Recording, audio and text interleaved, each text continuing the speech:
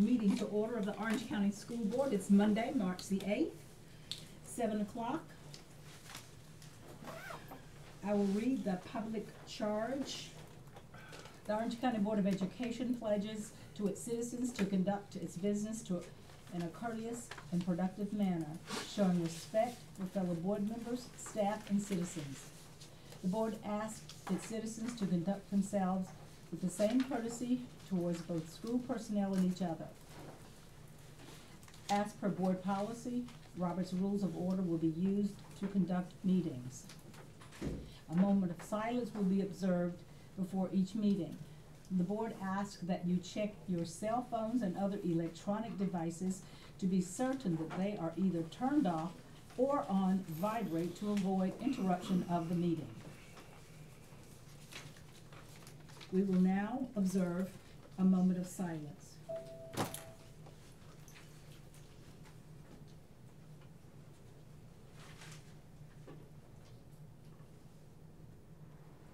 Thank you. Mr. Superintendent, do we have any recognitions? Yes, ma'am. I'll call Seth Stevens to the podium, please. Good evening. Tonight I bring a recognition to you of someone who has shown herself to be quite a supporter of the school system within our community. I know sometimes you see it on your gifts and requests before from time to time. You'll see corporate names on there, but there are people behind those names. And I'm here to bring one of those folks to you tonight. Walmart in Hillsborough has generously been supporting some of our schools through the work of Stacy Bernardi. She has worked with multiple agencies within our school system and district to make sure that there are goods and other things delivered to our students and teachers that need in their classrooms. So I'm here to bring her tonight, and just before she comes up, if you do want to go ahead and come up, she reached out to us a couple of years ago. This wasn't one of us reaching out to her. She was inspired to do so, and she called me on the phone, didn't know who she was, but I said, you know, we'll give her a try. We'll see how this works out, and it has worked out fantastically. The principals who know her and the teachers who know her love her, and so we want to bring her here tonight to thank her for her service. Thank you for having me. I appreciate it. Something very phenomenal happened last night. I'd like to start off with, it was the Mandisa concert last night, Girls Night Out. And this past May, we put together an anti-bullying campaign because of the children at the school, with the bullying and having that BB gun. And then personally, and she has a song called We All Believe the Same. I themed it up and I made it We Are One. I had all these supporters, I rallied everybody up. We had overcomers, meaning the children that were actually bullied and everything. Well, last night I presented this to Mandisa, which may possibly be something very big and national and international, you know, and she was all excited, had her photographers shoot it up and everything, taking pictures, and it's really good. It's exciting that, you know, I'm blessed with working for the biggest retailer in the world. And why not use that? I mean, Kelly and I have known each other for, what, 3 years now, you know, it's just, and you remember Dr. Word, I mean, over the rainbow pot of gold and everything. If I can use that, it's exciting, you know, why not? Make a difference in the children, but I appreciate everybody. I thank you so much. Look forward to it. Thank you. You're welcome. You're welcome. So you see also as well, here's the certificate of appreciation from our board and superintendent. Appreciate that. And if you'd like, I'm sure each board member would like to thank you individually. Thank you.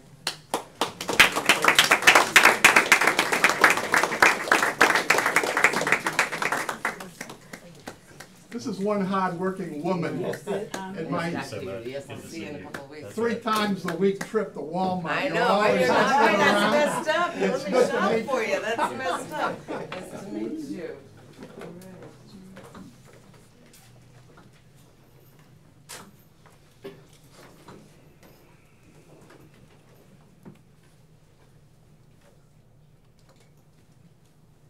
That concludes my recognition. All right. Oh, he can't get it. All right. Thank you very much. So now I will entertain a motion for the adoption of the agenda. So moved. Second. All in favor? Aye. Opposed? The agenda is adopted, and now I will read our public comment charge. The Board of Education, as an elected representative body of the school district, wishes to provide a forum for citizens to address the board with public comments. To provide an opportunity for input while conducting an orderly meeting, individuals or groups may be heard by the board in accordance with this policy. Matters involving specific employees are protected under the law, and matters relating to specific students are protected under both state and federal law. Public comments should not address any specific confidential student or personnel matter. Complaints concerning any specific employee or student are not permissible during public comments. If you wish to address a matter that may require identifying either a student or an employee, please first direct your inquiry to the superintendent for assistance on the process to address your concerns.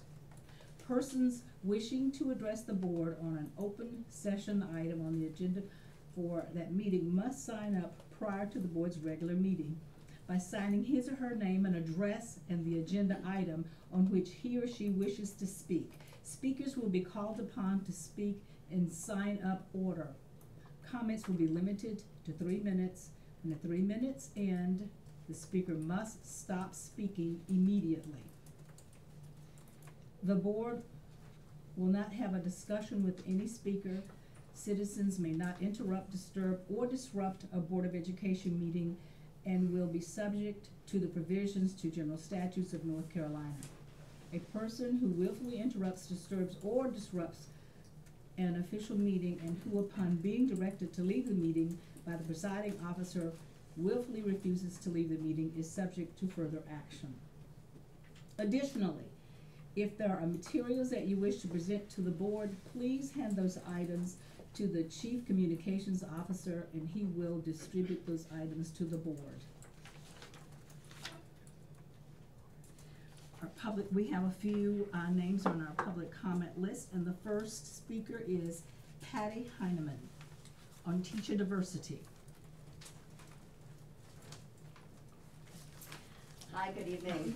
Hi. I'm Patty Heineman. I serve as a minister of the Unitarian Universalist congregation here in Hillsborough, and also as the board chair for Orange County Justice United.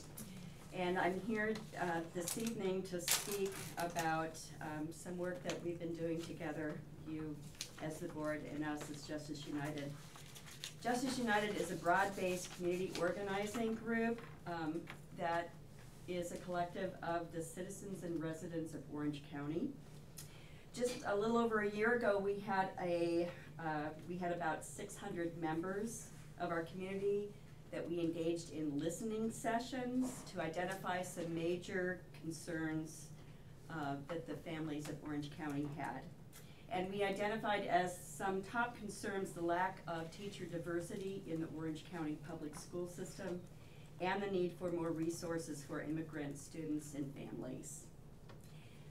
Broad community support for addressing these issues was on display at the Latticeville Grove Missionary Baptist Church on April 10th of this year, where we had about 250 of our members, Black, white, and Latino members, who met with candidates for the Board of Education.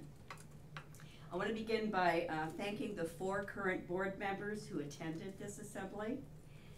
And I want to say that your commitment to address these concerns within the next 4 years means a lot to us. We understand that resolving these issues is going to take a lot of time. For this reason, we are seeking a long-term public working relationship with the board. The recognition and respect that many members of this board showed Justice United on April 10th went a long way in building this relationship that we want to have with you all. But we also recognize that trust is fragile and it takes continuous work. We were disappointed to hear the report from Human Resources at your September 10th meeting that showed no improvement in teacher diversity, and in fact showed a slight decrease in diversity from the hiring season this summer. Tonight, we want to invite the chair and vice chair of this board to attend Justice United's next public assembly on November 15th at Latticeville Grove, NBC, to address this issue. So we hope that you will continue to build trust in this relationship with us by attending. Thank you. Thank you.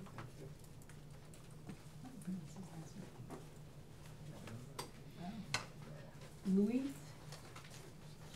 I don't want to ruin your last name. Yes, you would like to speak on teacher slash bilingual staff members, correct? Thank you. Yes. Last name is Royal, Royal, thank you. and Dr. Hannah Hill from UNC Chapel Hill has been researching immigrant population, especially Latino population in North Carolina for many years. She recently released an update of her book, and she states that from 1990 to 2000, Latino communities grew faster in North Carolina than in any other state in the United States.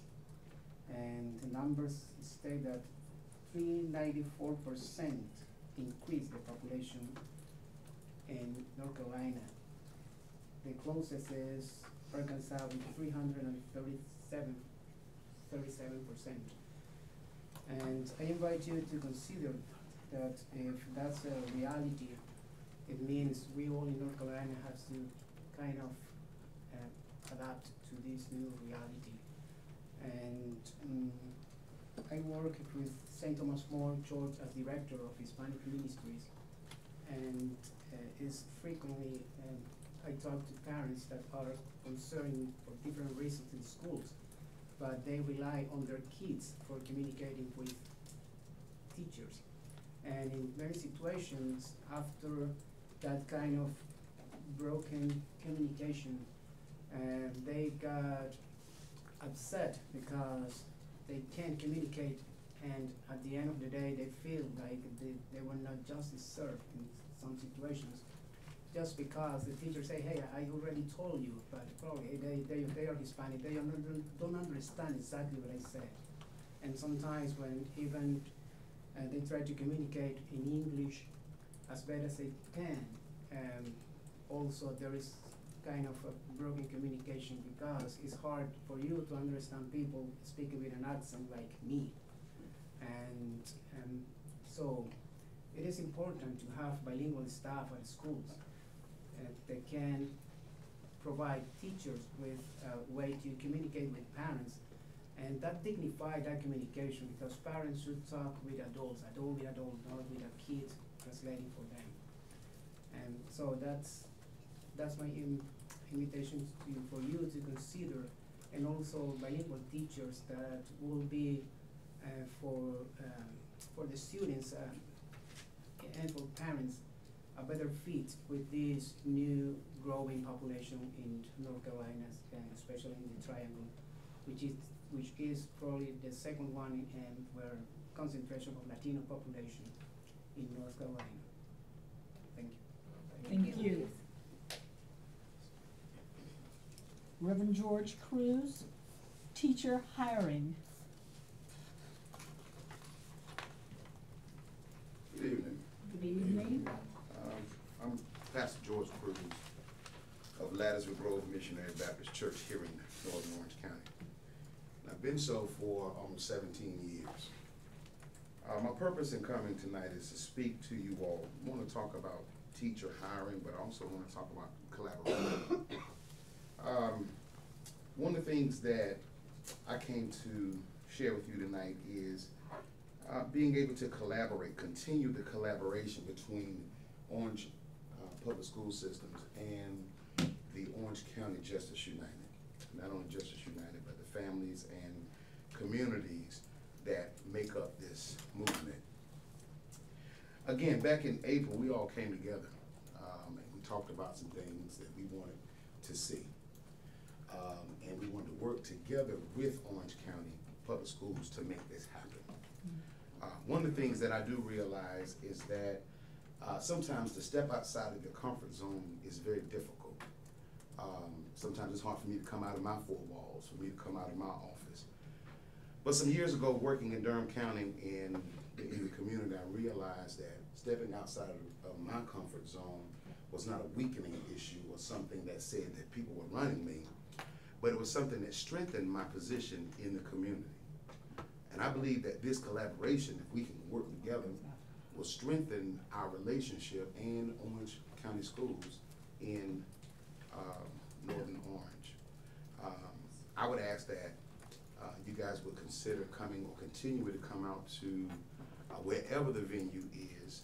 It's not something that we want to use to fight or attack at all. What we want to do is work together. Our children are in this school system. Our families work in this school system. Many of the people that live here and go to school here are uncomfortable coming here. Okay, this is a very small room, and it's another world for some people. So when we come here, some people don't say what they really want to say.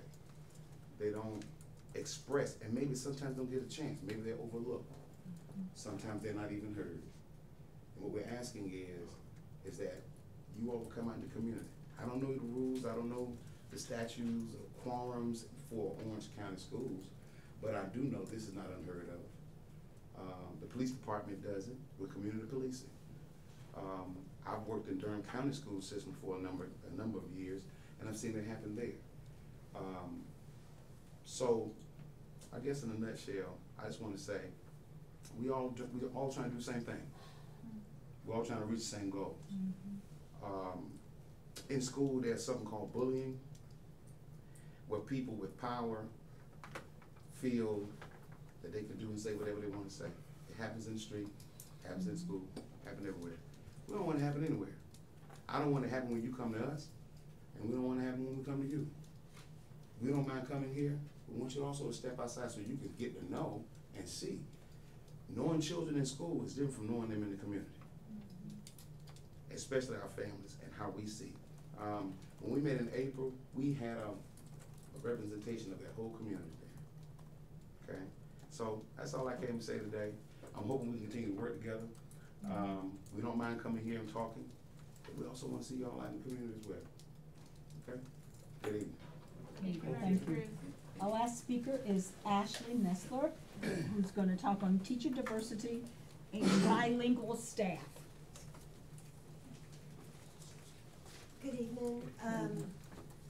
Growing up, I went through schools in 8 different school systems. It was quite the experience, and I was in richer school systems and poorer school systems, and the ones where I learned most about being a community member and a human being were the ones with the greatest diversity among the student and teaching bodies. When we moved to Chapel Hill, we moved here from Germany, where my husband's from, and our intention was to have our children grow up in a single school system, because moving around is hard. And my children have received so much from the Orange County school system. Mr. McKnight was my older daughter's basketball coach in 2nd grade. And my daughter sat next to Dr. Halkiotis on stage when she graduated. My daughter in 11th grade is doing wonderfully. But I am concerned as a white parent of white children in this school system, that my children are not hearing all the voices of their community from their teachers. They are not hearing the wide experience that is present in this county from all its community members as their teachers. They've developed wonderful relationships with their teachers, who have been very open about who they are as humans. But they've been primarily white. My children have had very few teachers of color. My older daughter had 3 teachers of color in her entire career in this school system. And I don't think that gives her a good basis to move through the world. We have to teach the whole child. And having people that you respect in front of you in the classroom that represent your entire community is incredibly important. To speak to bilingual staff, I have lived in other countries where I've had to master the language from the get-go, and speaking on the phone when your language is not strong is incredibly intimidating. It's a very different experience from trying to do it face-to-face, where you can indicate you need them to slow down, where you might have the confidence to try your own language, foreign language. But if you're speaking somebody's going very fast, it is impossible to communicate what you need. It is impossible to understand what they're saying. And we need also more teachers who can communicate with the parents, during meetings on a one-on-one basis without we need intermediaries when that's not possible, but who can speak directly to the parents and understand them. It builds confidence in the community when you're talking about a population that might feel concerned about coming into the school or safety. Thank you. Thank you, thank you. That concludes the public comment section, and now we have board reports. We'll start with you, Mr. McKnight. I don't have anything, but I'm looking forward to the meeting, the retreat tomorrow, but although I won't be able to stay for the entire time. That's fine. We look forward to your participating in whatever level that you can do. Thanks a lot. Rach. A couple of things. I wanted to thank Mr. Everly and the principal of Orange High School for facilitating the Ag Day. It was the first time it was ever held up near the tennis courts, the soccer field, part of the football field. And the coordination between the athletic department and the agriculture department was outstanding. I mean, that was rather significant. The coaches and the AD were working with the principal and his staff to get things moving in an appropriate manner. The kids loved it. They had a good time. They were spread out. They weren't clustered in. There were two concerns that I heard from a couple of adults, and they were all positive. They want to have it up there again next year, but they need water for the animals, and I assured them that there is water. If they just let Mr. Everly know, we can get water up there from the pump houses that are up there. And also electricity for the sound booth, and we've got access to electricity. So two very small things, outstanding event. Everybody was safe. The Sheriff Blackwood was there. There must have been 9 sheriff's deputies there. I think Chair Stevens and her husband had come a little bit earlier. I believe Mr. Atherton was there. Forgot your name for a minute. It's a senior moment.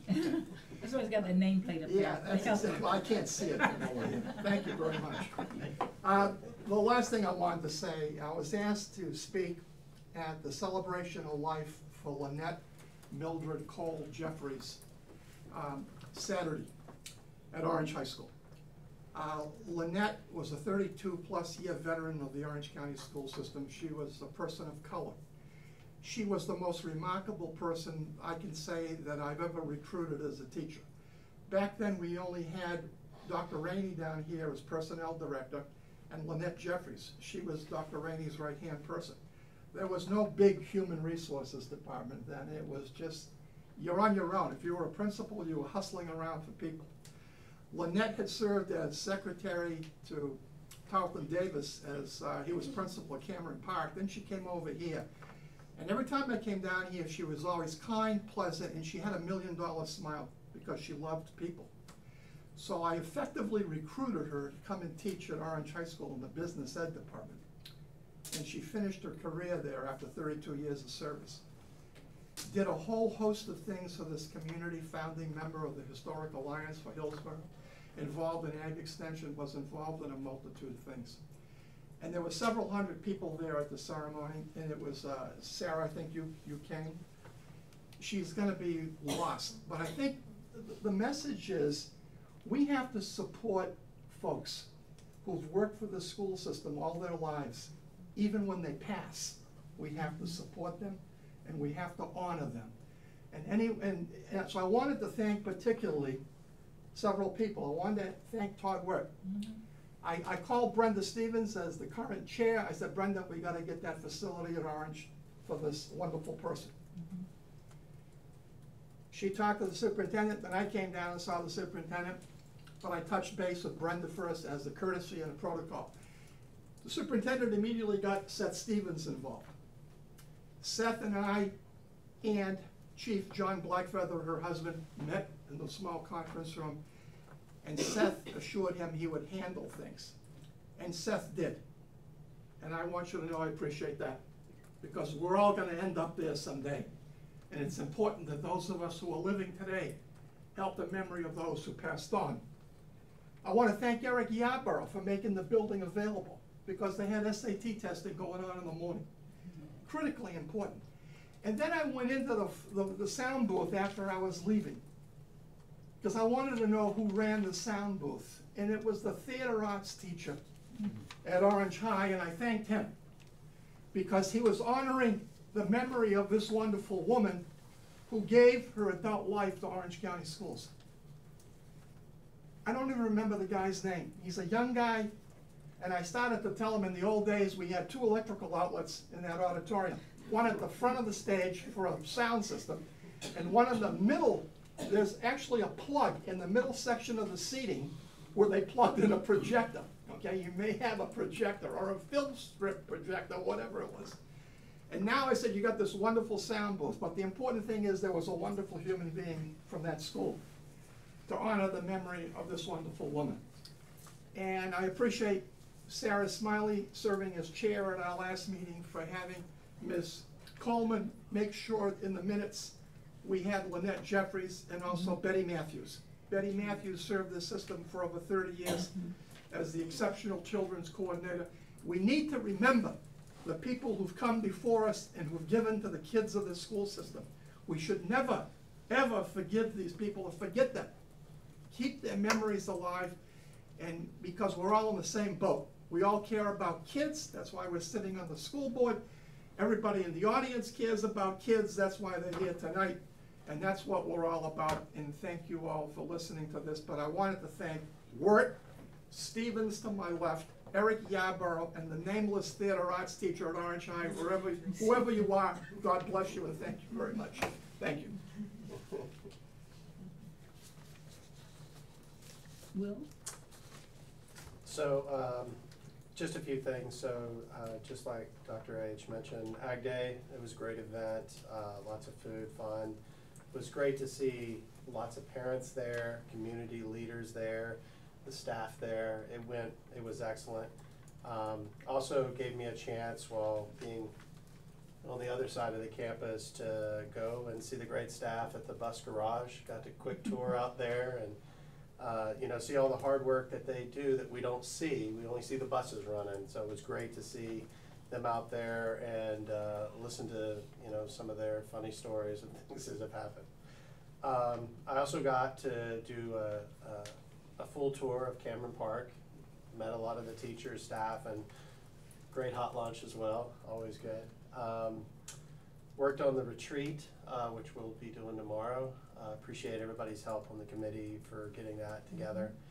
And the last item I'll just mention is I did get a chance to go to one of the football games, and I greatly appreciate the Sheriff's Department and their quick response when there was a brief issue, but they're very quick, handled the issue, and they were very present. I mean, I didn't know there were that many sheriffs at the game. Immediately you saw their presence, so I greatly appreciate their support.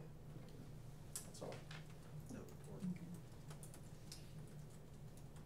The town of Hillsborough recognizes today as Indigenous Peoples Day, and I would like to specifically take a moment to honor the Occaneechi Band of the Saponi Nation, whose land we teach our students on. I'd like to reflect upon their struggles and activism and to keep their sacrifices in mind tonight, especially as we discuss how effectively we're teaching our brown and black students. Last Tuesday, Ms. Stevens and I attended an event at Duke's Stanford Center for Public Policy, where we were able to hear investigative journalist and New York Times staff writer Nicole Hannah-Jones speak about racial inequities in public education. That event also felt really timely in regard to the racial subgroup data we'll be examining here this evening. One of the things that she spoke about was the importance of not only having integrated schools, but also having integrated classrooms. Our advanced and remedial classes are far too segregated. We need to make a commitment to integrating these spaces more so, and we must rigorously challenge and have high expectations for all of our students. I'm not okay with sacrificing a single one of our kids, and I hope that these numbers indicate why we must keep our students of color at the top of our priority list. I look forward to engaging with our administration and teachers in the coming months to discuss how we can radically address the inequities in this district. Finally, I wanted to mention that this Thursday, October 11th, Boomerang Youth is presenting an evening with Sunny Kelly, whose one-man show is a serious, honest, personal portrayal of talking about race with kids and one another. I plan to bring my daughter to that, and I think it's a really good opportunity for our community to start to think about talking about race more. Thank you. I want to thank the speakers for coming out tonight. I just welcome that spirit of partnership in figuring out these issues that you each spoke so eloquently about tonight, that I think are at the heart of what we need to be focused on as a district in terms of improvement. So thank you. Let's see, so I went to Ag Day, but I did not realize what time it ended, so I went like right at the end. So I missed the pie eating contest and like all the fun stuff. I did get to talk to a few students and a few parents, like a parent of, some parents of a freshman who were having a nice transition to high school. That was good to hear. I learned a few things about their quail and how to raise quail. So next year I'm gonna go early enough that I can observe some of like pie eating. And then, as Dr. Halkiotis mentioned, I went to the memorial service for Lynetta Jeffries this weekend. And I was really moved by the AKA Ivy Beyond the Wall ceremony, Ms. Stevens, that you participated in. And Dr. Halkiotis, your tribute, I think, to her life and her service in this school district was really moving. Thank you. And I just want to appreciate what you shared about appreciating all the people who've come before and who've given so much to this district. And those are all my things. All right. So I'd like to thank the principal of Orange High School for working with this fine group of women of pink and green who hosted the HBCU College Day. And we had students from other school districts to come. We had colleges and universities. We had Shaw University, Winston-Salem State University, NCCU, Fayetteville State, A&T, Florida A&M, Jonathan C. Smith. We had a lot of colleges and universities there. We were able to, some students got scholarships while they were there, and some students were accepted when they were there. So that's a success. We were asked to invite out-of-state HBCUs next year, so we'll need to work with Eric and the staff on that. But that's an opportunity for the community and the schools to work together, helping our students of color. That was a big effort, and it was very successful. Oh, and one negative that we had, that they didn't like the signs on the tables because there were so many people there, you couldn't see the signs on the table. So we'll have to ask the colleges and universities to make the signs much higher next year, because that's a good problem to have. There were so many people there. Yeah. The crowd was exuberant at Ag Day. Wow, I was really moved by the young lady in the chainsaw competition that I had to film it and post it on Facebook.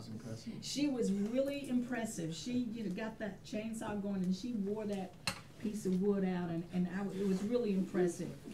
I talked to a lot of the students and adults there, and they lauded the change of venue. They said it was a fair-like atmosphere, and they loved being spread out, and I liked it as well. So I wasn't asked to be a judge in the dessert contest. I guess that's a good thing, because you feel kind of, you're saying this is good and that's bad. The food is so good, So the students did a great job.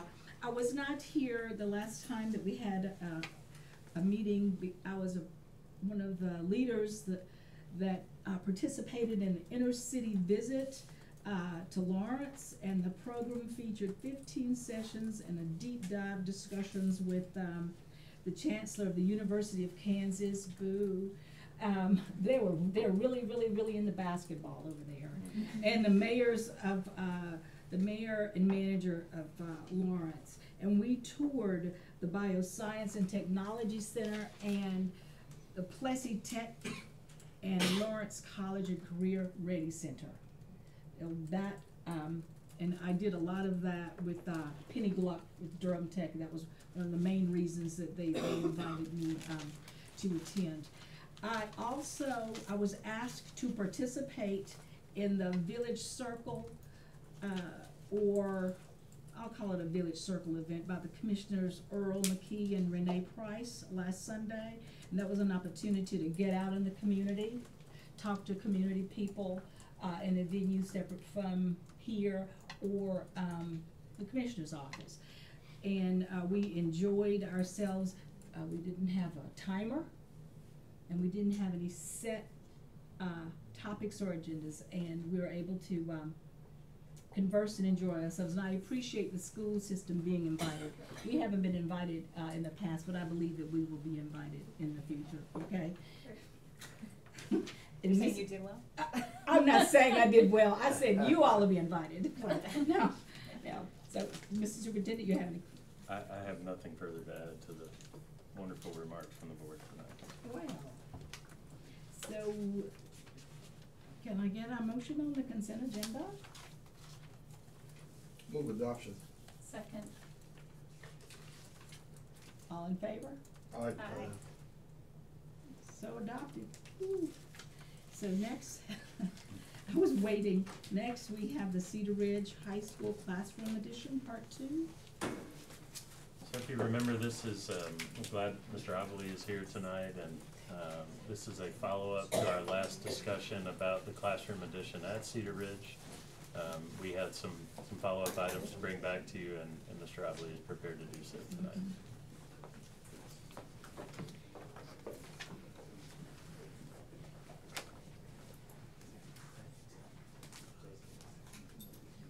Good evening, members of the Board of Education. Just wanted to give a brief update for those listening this evening. The scope of the work for the Cedar Ridge High School Classroom Edition is approximately a 500-seat, 50,000 square foot addition, 2-level classroom, increasing the student capacity of our core capacity from 1,000 students to 1,500 students.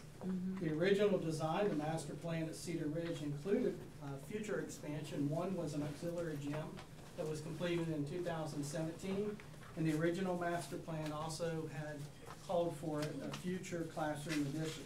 We anticipate completing that in the year 2020. With me this evening is David Taylor, primary architect with Corey Riffett Associates, and we're going to walk through and bring back to you information that we shared a couple weeks ago about the design. We're currently in the design phase of the classroom edition. The next phase after this, once our plans are approved, would be to put this out for bid so that we can start putting together a construction timeline. The original classroom design was presented a few weeks ago. As you can see, we have a first story and a second story. We had several discussions about the number of fixtures and the location of the restrooms in the original design. What we tried to do is to map out for you the number of fixtures in each of the primary options from the original design, and then we brought back feedback for the board. This is modified design number 1 with our restroom facilities. We took away the traditional design of the 2 restrooms in which we had 16 restroom closets located individually. There are some concerns with student safety when we go to that type of a design, monitoring students, going then to individual restroom stalls and being able to keep an eye on the students, making sure that a single student is going into a single stall. Also, it does increase the number of fixtures, as you can see. Now, we are using toilet paper dispensers, but most of our modern designs, we use air dryers, but for the purposes here, we just left it with the paper towel dispensers. But it would call for an individual light switch, an individual exhaust fan, individual toilets or commodes, individual sinks, etc. in each one of those restrooms. Large number of fixtures. Also, you can guess the maintenance costs would increase on the number of hours to clean. And then this is just a blown up detail. It's hard to see from those plans. You'll notice that a couple of those restrooms are a little bit larger than others, and those still provide for our ADA accessible restrooms. And then we came up with modified design number 2, which is a traditional design where we have men's and women's restrooms, but then we increase the number of single stalls that we have as well. David, you want to talk a little bit about that design? So this is somewhat of a, I call it a compromise design. It's between the conventional group toilet facility and then small teacher restrooms to a smaller group facility, and then you'll see, let's see, is that right? Yeah, is that right? Oh, okay, very good. Then you'll see there are 6 single restrooms on each floor. I've met with James Baxter with Orange County Building Inspections, and he had no issue with this design, or actually any of the 3 designs. The number of toilets is dictated by the North Carolina State Building Code, which would require 30, hold on, let me get my numbers right, 31 student toilets, 17 female toilets or flushing fixtures, 14 male flushing fixtures, and then 3 teacher restrooms, 2 for women, 1 for men. Now, you'll see in each of the designs there's actually 1 less women, quote unquote, female flushing fixture, but one of the single toilets can be used as that fixture according to building code. We've done that in the past. As long as you have the number of flushing fixtures, that's what their overall concern is. What else do you? Yeah, and that's this design. It's very similar to the design that we put in the auxiliary gym, where we just had single stall restrooms. They were not labeled. They were open use. Having 6 restrooms here, we did talk about this design being a large common space, common areas where we could have up to 150 people there for a showcase or other events, whether those students or faculty. So it did make sense to increase the number of single stall restrooms that were able to be provided on each of the floors in the building. And this is also consistent with how we've handled restrooms within other areas of the campus or other campuses, where we have general men's and women's restrooms, but then we also provide access to single stall toilets on each of the campuses. So this is very much compatible. We're just increasing the number in this plan.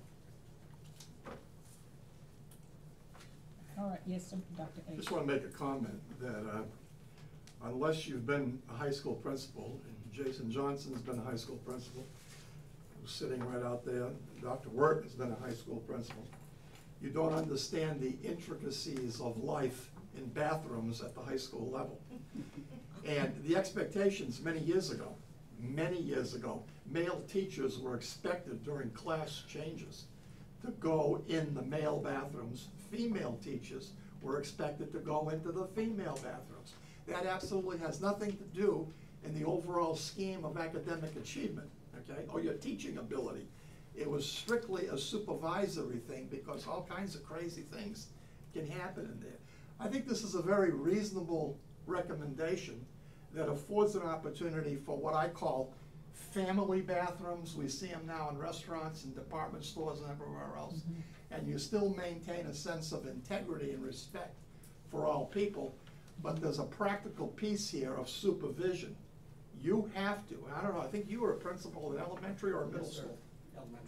All right, the problems are everywhere. Elementary teachers take their children to the bathroom, and they wait out there till they come back out, and they have to count them to make sure the same number that went in actually matches the number that comes out, right? Am I right or wrong? I've seen this happen in our schools. They count the kids. They got a checklist, make sure they got everybody out of there. So I like this plan number 2 that gives the flexibility of meeting the needs of the new society, plus maintaining the integrity of the old. And then we have, thank you, Dr. Hagotis. We have some additional feedback as well that you asked to review, and I'll let Mr. Taylor go through those. There were a couple of items related to the common area, and the acoustics being one very important aspect of that area, being acoustically not sensitive, but not becoming too much of of a distraction for adjacent classrooms and things of that nature. We have found many products like this. This is a product by a company called Bequests, which is an acoustical wall panel where there are grooves cut in it and then actual pinholes cut into it, and there's an absorptive insulation in the cavity behind, and it acts as an acoustical panel, and that's what we would propose to use. In many areas, it may not go in every single area because of abuse of the student. We want to keep it away from the students, being able to get too close to it. But in the high areas, we recommend this, and it has a noise reduction coefficient equal to a very high quality acoustical tile ceiling. The second issue, which we have talked with our electrical engineering consultant about, and that is the idea of providing some sound masking in that common area. Our engineers are familiar with that. They said they see only certain applications for it, but this is a good application in their mind. That the sound masking will create just enough ambient noise where students that are out in the space won't get distracted by students adjacent to them or things that are happening across the commons area. So we will integrate a sound masking system into the project. Okay. And then the last one I wanted to talk about, we didn't get an opportunity to talk about, but Dr. Wirt and I had a great meeting a couple weeks ago with both parents and students that represented the agriculture program at Cedar Ridge High School. And we had a proposal that was brought to us by the Director of Career Technical Education in the district to Cabinet about 6 weeks or so ago in reference to where there's an existing greenhouse, being able to expand opportunities for students with the agricultural programs. We know in the original design of 1,000 students, there was very limited space for outdoor CTE expansion, whether that be agriculture programs or other programs on the campus, because everywhere around it you see that existing greenhouse is a drainage area at the school. It makes it very difficult to either build structures or what we ran into last year down the adjacent lateral of the building there was trying to house animals or have animals near buildings. It just doesn't work with closeness to the building and having an appropriate space for them.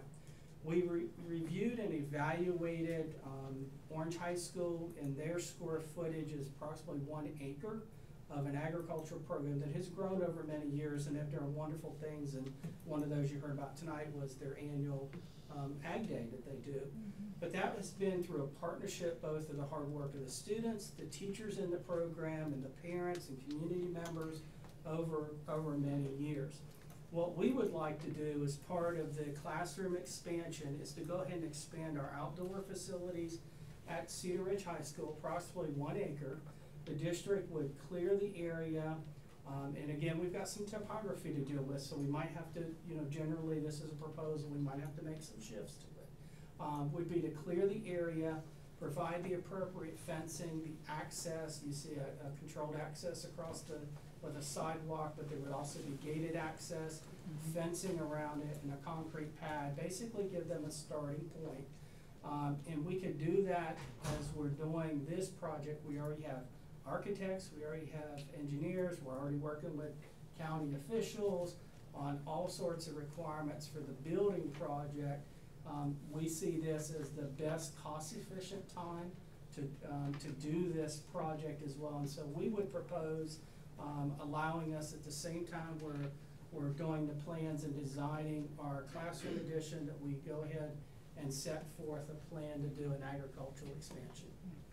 Dr. Wirt. Yeah, I'd just like to say, Patrick's done a really good job with this. When this proposal was brought to us, it just was not going to work and was not going to better the program. And we got involved and met with the group of parents and really proposed to them something that they didn't even think was possible, but to be able to create sort of a parallel facility, because they do have a growing FFA program there. They've engaged some of the longstanding members of the Orange High School FFA Alumni Association that are helping them as well, and we've met with a couple of those individuals as well that are helping support those parents. And so if it's a program that is growing, there's a desire to be able to show animals and compete and do some of the things that that our other program does. There's also, as you would expect, members of the community that are, I think, primed and ready to help, not only financially, but with in-kind labor, materials, all that sort of thing. It just seems like the right time as we're doing this project to be able to take care of this and expand the program to meet the needs of the kids at Cedar Ridge. Fantastic. Do you have any comments? Yes, sir. Yes, sir. I think it's a great idea. But if you were around when Cedar Ridge was planned, there was a consensus, and that was about 5 or 6 superintendents ago. I'm just being very practical here, okay? That you could teach agriculture on computers. And, you know, you might get a cow to moo on a computer screen, but hearing a cow moo live and in person in an animal lab, that's been going on at Orange High for over 50 years. I think it's a great idea. But the bottom line is, I think the people who've been doing what they've been doing over there have been rather heroic. You can't teach agriculture in the sterile confines of a computer lab. It doesn't work. You gotta put on your boots and get in there and clean out the stalls and understand how food systems work and how we eat the things that we eat. This is the time to do it. I would hope you're gonna be looking at stub outs for water, stub outs for electricity. You need to consult with Gail Hughes McKee, I think that's her name now, because she helped in developing the lagoon at Orange High that had been unattended for a few years. You gotta do something about the waste that comes out of the animals, and you gotta do something about feeding them and everything else that comes out in the end. It's great. Let's just do it, because we can't teach agriculture on a laptop. Yeah, I was just gonna say that during Ag Day, I had multiple people approach me about this, and there's so much support in this. I think it's a great program. I think one of the other things as y'all are looking at this is, you know, getting in trailers and trucks in and out for supporting this, you know, and how that would cut into the existing driveways, et cetera. But I think this is a great opportunity, and I'm glad that y'all have brought it to the board for us to look at, because they definitely need growth in there so they can participate at a larger scale. Hillary has a comment. I just want to thank both and Dr. Wirt for the time and effort that went into taking our feedback and translating it into these beautiful plans. So thank you all. Exactly right. Yes, Sarah. Is this not the time to ask about the cost of these additional features? Or I'm curious about the sound masking and like if that's like necessary. Do we know that's necessary? Do we? Because I know we asked about the acoustical. It seems like we've got a couple of things there. And like, is this super expensive or is it? I don't know an awful, to be perfectly frank with you, I Yes. don't know an awful lot about them. My electrical consultant says that they have used them on past projects in similar situations like this, where they've got either open office areas or open student areas at community colleges, things of that nature. No, they're not terribly expensive. I don't, I hesitate to give you any kind of cost or anything like that, but basically it's a series of speakers in the ceiling that are strategically placed, and basically a small amplification and sound system that's high. I assume they're very highly controllable now. They could be turned off and on or adjusted depending on what activity might be going on in there. But and as far as both options, the sound masking and the soundproofing, we set out the specifications for bid. We can set those as alternatives as well. That's typically how you would do that, and then that way you would have a cost to add that feature or to not add that feature, and you would be able to research, you know, if that's the best cost-effective method to use. Okay, Steve had a question. Just a quick observation. For those of you who've been to Orange High School recently, you'll see acoustical paneling is hanging from the ceiling in the main lobby. before that went in there, did you do that or does your predecessor? Okay. Before that took place, it was deafening in that main lobby. You had these giant glass walls in the front, block walls in the back. It was horrific. Sounds bouncing off from everywhere. That really helped the case out. The main office area in Orange High that's got the metal roof on it, the kids built that, for those of you who weren't here back then. The bricklaying classes built that addition onto the office. They didn't have anything in the old days, okay? We've got an opportunity now to bring in some state-of-the-art stuff that if we can do it at a reasonable cost. The new auxiliary gym at Cedar Ridge is magnificent. For citizens who haven't gone there, they should go take a look at it. Okay? Go take a look at it. And then go visit the one at Orange High School, which is nothing but cinder block walls and 2 barn-like exhaust fans built into the wall. Because that's what the school board could afford back then. Now we've got a wonderful facility at Cedar Ridge in the auxiliary gym. We've got a wonderful opportunity to put some special enhancements in this piece if it doesn't cost an arm and a leg, and I know you would tell us if we were giving up a limb to do this. We will keep it within budget. Okay, if you keep it within budget, I'd say We'll try. Go for it. Okay, Will, did you have a comment? Yeah, I had two. One was, one of the other questions that we had asked was about doing the outfitting for future expansion of geothermal or anything like that, where we could have those rivets outside, or to make it easier if we ever did that conversion. 25-year conversion. Yes, That's so part of it. That's still, yes. Cool. The second one was, I'd invite any of the board that would like to see the sound masking. We actually have just installed it in one of our offices, brand new. And just as mentioned, it literally looks like if you will, a cylinder that comes down, and it's every so many feet. And the atmosphere for me is like a plane. You walk in and there's that sound that you know is the outside, but you can't really hear it. And it is amazing how much it will reduce when people are trying to talk next to each other, or if you're on a call or anything like that. But anybody that would like to go see that, please just reach out to me, and I'll set something up for you where you can physically get an idea of what it looks like. Okay. Well, so I will say that, well, Sarah, you mentioned about the cost.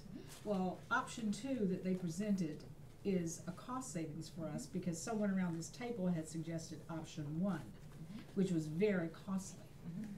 So I think kudos. that'd be me. That would And- be, yeah, that would be you. And I also like option 2. Yeah, So option I 2, that's right. appreciate- So they're I saving money. appreciate I wasn't you gonna call you out, but they saved a lot of money. They saved a lot of money, coming up with option 2. It's the spirit of compromise, that's how you work That's things out. You exactly talk about right. it, work So it this out. is, and you know, the sound masking system, you know, we thank you for that. So it's an action item. If you all have asked all of the questions and they're sufficiently answered, I would appreciate a motion. Motion approved. Second, And that's with option 2. Option two, Option yes, two. we keep talking option 2. and the That's right. development of the agricultural space, right? Correct. Yes, sir. Yeah. The So we have design modifications as presented with option 2. option 2. We're gonna keep saying option 2 because we like that one. All right, so all in favor of the motion, let it be known as Aye. aye. Opposed? So adopted. Thank you very much for your Thank you. presentation. Look forward to Thank you. meeting with you again. I look forward to working with you in the future. Now it's time for our school improvement plan reviews. Hello, Hey, good evening. good evening. Tonight we have with us our middle school and high school principals here to present to you for your review and approval their 2018-2019 school improvement plans. As you know, school improvement plans are developed by school improvement teams at each school. The school improvement team must include administrators as well as elected representatives. Teachers are elected by staff vote and parents by vote of a parent group. The purpose of school improvement plans are to specify the effective instructional practices and methods that will be used to improve academic performance and student success at each school. The school improvement plan must be approved by a majority of the school staff with final approval by the local Board of Education. As Ms. Woodson mentioned at the last school board meeting, schools are using an online platform called NC Star to create their school improvement plans. Tonight, principals will share with you their 3 focus areas that their school is focusing on. You will also hear from them discuss how they're addressing subgroup achievement in their buildings. At this time, Mr. Jeff Rockland, principal at A.L. Stanback, will discuss his school improvement plan.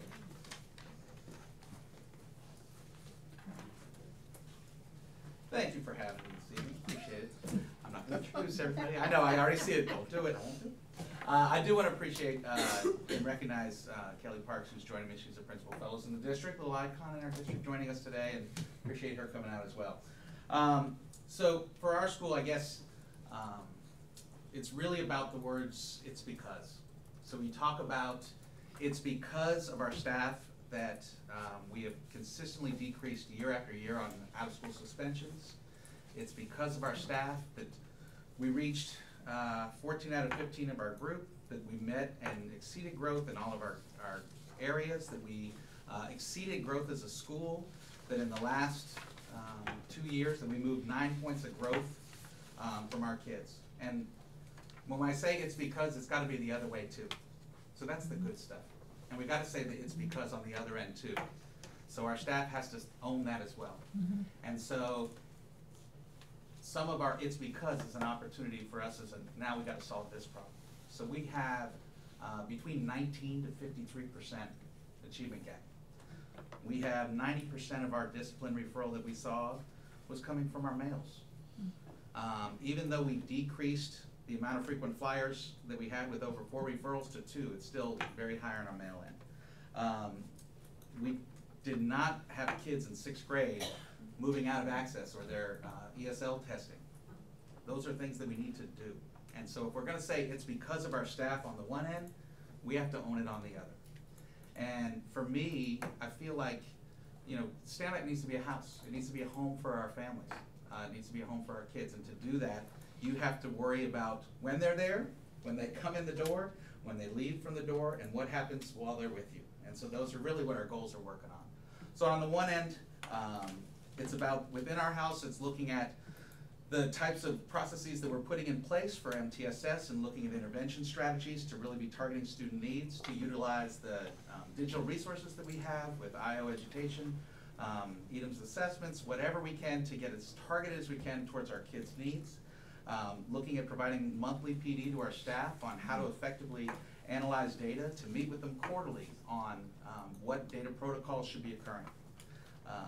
When it comes to coming into our house and out of our house, it means the transitions that they come into 6th grade and that they have going off to high school. And so on the 6th grade end, we've developed a mentoring program for minority students that our exploratory teachers are doing. Each exploratory teacher is taking on 1 student and then meet with them weekly. Doesn't have to be on academics, it can just be on them as people and getting comfortable in our school, and that's one way that we're trying to bridge that gap. Another one is reworking social studies, and so social studies in 6th grade is all about understanding civilizations. What our kids need to know is the understanding of the civilization of middle school and understanding of civilization of secondary education. And so we spend a lot of time on restorative justice, on AVID strategies, on character education, on what it means to be great people, and to understand that to create history, you have to have that happening while you're living. And so how do we make that happen for them? We also, on the way out, are looking to work with Cedar Ridge especially, and some with Orange in terms of our exit, and looking to see can we provide resources for our kids that in 8th grade, setting up goal meetings with them, setting up some support systems all the way through 2nd semester where the high schools are coming in and more student-led support in terms of developing leadership, and just having more of a student-led transition going on. And then finally, in terms of the last end, in terms of the head of house or the administration there, and being more active in what we're doing. And that means providing walkthroughs almost at least on a weekly basis that's electronic, immediate. As soon as we hit submit on our walkthroughs that we've created, the teachers get that feedback, and it's immediate feedback for them. We're providing them feedback on how they're running meetings, what they look like, how targeted are they being, so that we're constantly growing in that area. And then really as a whole, one of the other pieces that we're looking on from administrative pieces is developing integrated units and trying, especially with our ELL learners, is trying to get to larger concepts. Instead of looking at the world as they take 6 classes, how do the classes connect? And so we look at things like small changes lead to big results, right? It's 7th grade, where you look at the understanding of identity and how do all the subjects connect to that. So the kids really have an understanding of what does that mean through various content and really get a depth of what they're trying to get to instead of these discrete pieces of information and trying to make sense of all of those things. We also are working on, we're in our final year of co-teaching through social studies and developing ESL. We're running straight through co-teaching so that our teachers become effective in providing those strategies, and they'll move on to science for the next 3 years so that we may not have the personnel for ESL, but if they can take their wisdom and give it to our teachers and build out through that co-teaching model, then in the long haul, we're creating an entire staff that can diversify what our folks need. We also have, in terms of our literacy, we've spent quite a bit of money this year on trying to diversify our literacy and making sure that the books that we're choosing for our kids to purchase are not only have a 2 at the first 1,000 mark, but also include folks of various gender, race, cultures, identities, so that all of our kids can connect to somebody in the literature they're reading. And so we're trying to spend a lot of money on making sure that the choices that they have can connect to who they are. So those are some of the things that we have going on in our school, and I welcome any questions. Sierra and Will. I do not have a question, I just have a comment, which is that I love seeing the idea of weekly walkthroughs and just like that constant, just getting that culture of feedback Yes, ma'am. Into it. And then I also love how you are thinking about literacy across the curriculum and in social studies, and especially with your English language learners. Yes, ma'am. Thank you. So I had a question about how y'all are integrating Modern Teacher with this. The program, with the technology piece of it? I mean, Modern Teacher Like is not to the school level yet. I mean, that's. Okay, I mean, Like we right did now a we pretty do- big investment, so I'm trying to see how it's rolling out. So right now, in terms Jeff's of the on the Modern district Teacher, team. yeah, so like we're sitting around talking through like how we would implement it as a district to roll that out, or some ideas or thoughts, but we weren't at the implementation stage of the school level yet. Okay. Some of the components of what they're talking about definitely are things that we're already putting into place, and it may not have the same title that they use, but those are occurring.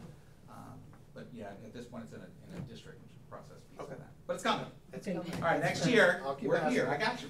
Next year. Steve and Matthew. How many years have you been with Orange County Schools now? Is this 8? 7 or 8? Okay, I was gonna say 8. You really are an amazing human being, because when you came here, you took over New Hope Elementary and did some nice things there. And then I watched you at the big convocation programs every year.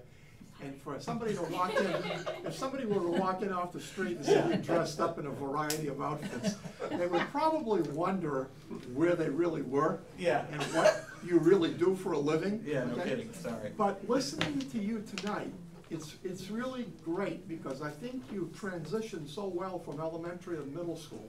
Thanks, sir. And I think the biggest challenges are at the middle school level, because Yes, kids sir. are trying to find out what they're all about. Yes, sir. And you've got that enthusiasm, you haven't lost your enthusiasm.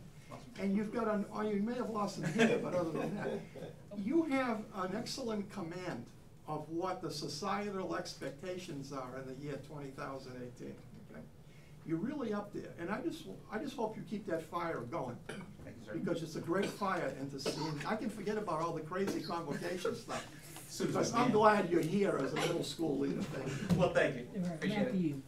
There are 2 points. Yes, sir. On the mentoring program for Yes, sir. 6th graders. Yes, sir. I see that as positive. Thank you. That's a rough year for a lot of them. Yes, sir. The clubs, getting that active where we got more students participating, and I'm assuming this is gonna be after-school type activity, or is it gonna be in? So our clubs in general? Well, the new one that you're coming in, trying to get more minority students involved in your club. So we have a couple of clubs. So we have about 33 clubs that we run every Friday. Right. Where we try and integrate, really, we'll call them clubs for kids, but it's secretively character education and mentoring with adults, but we'll call it clubs. We won't tell them. We won't tell them, don't tell them that. But we do, so one of them is the Hispanic Girls Club that's working on empowering, and then weekly we try to develop partnerships with Boomerang to target some of our 8th grade boys. And they've sort of tracked through them through the years to working with them on some skills of success. So that will happen usually during our intervention time once a week. The reason I bring, excuse me, that hopefully that I would love to see the clubs develop to where they become an integral part like sports are, so that that we get a more buy-in of a bigger group of our students. That sports aren't for all of our students, right? But it builds character, and so if we can get more activities in the clubs, give different students that don't like sports that come into it. Correct. So I see that as positive. Well, so the club piece is from 8:20 to 9 o'clock every Friday. So every kid has a club. There is always that option. We rotated it semester. Ms. Parks coordinated this year and made that happen, but we do have like robotics or things after school. It's just a lot of our kids will go home. We're trying to do it while they're there to make it important. Yes, sir. That's a good idea. Right. Are we done? All right. Thank you very much for your plan. Thank you so much. Next up, I can't tell because AL Standby wasn't first, so you all know who's next, so just.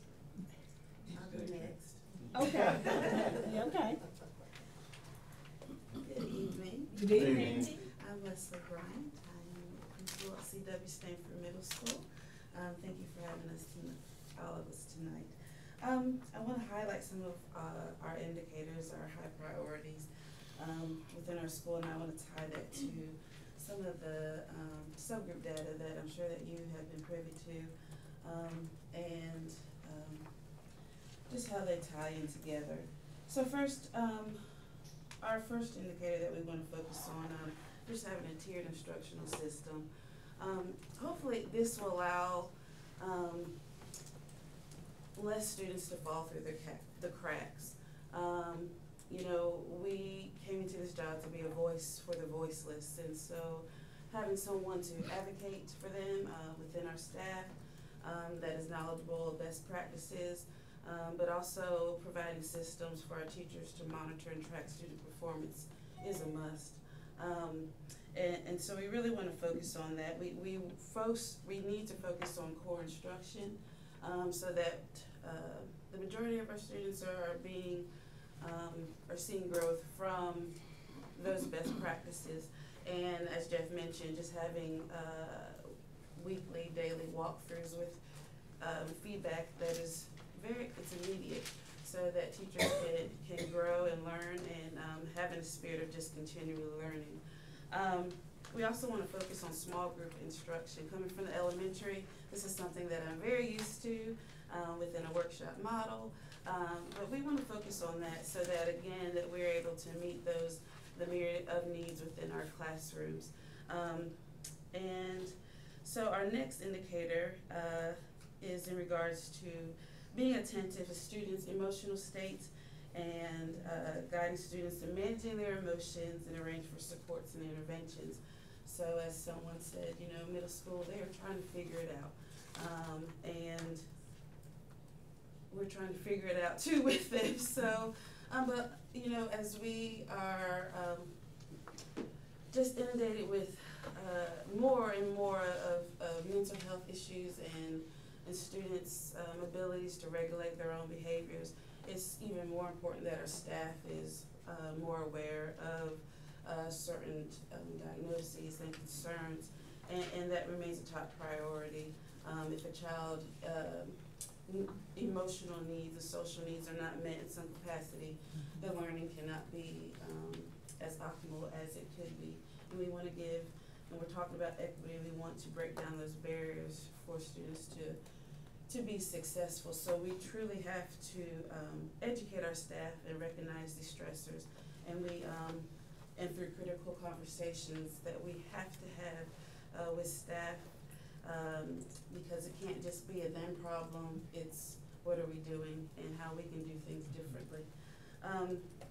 The third indicator just talks about communicating with parents, and not communicating just at report card time. But as we are addressing equity and discrepancies in our data, we have to be proactive. And we also have to establish these relationships. And it's not just communicating with parents, come in. We have to be willing to go out. I think the Reverend said that earlier this afternoon. And so being strategic, but also just understanding that it's a relationship, and communication is both ways. It's not just us being the authority, but also learning from our community and how that enriches all of our lives as a school system and in school at CW Stanford. So one of the things that we are going to be is incorporating home visits, and truly going into houses and meeting people that families that have been traditionally not involved in school activities. And so contacting parents, not being afraid to contact and let them know, hey, I'm with you, we're a community, and we want your child, the supports that your child, we believe they need, what do you say? So being open about that. When we're looking at our subgroup achievements, one of the things that glaringly sticks out, number one, is the number of minority students in advanced courses. Currently we're at 13%. We need to be at least 32%. And so looking at that data, looking at it and understanding that we've got to have different practices in order to allow students who have been in these marginalized subgroups, and that exposing them to higher order thinking, looking at how we evaluate them for higher classrooms, looking at that differently. And that is a piece that when we look at our AVID program, which is supposed to be a bridge course for some of these higher order classes, we need to evaluate that itself and ensure that we are having the right students in that program, so that the instructional practices that we are providing will surely get them to the next level.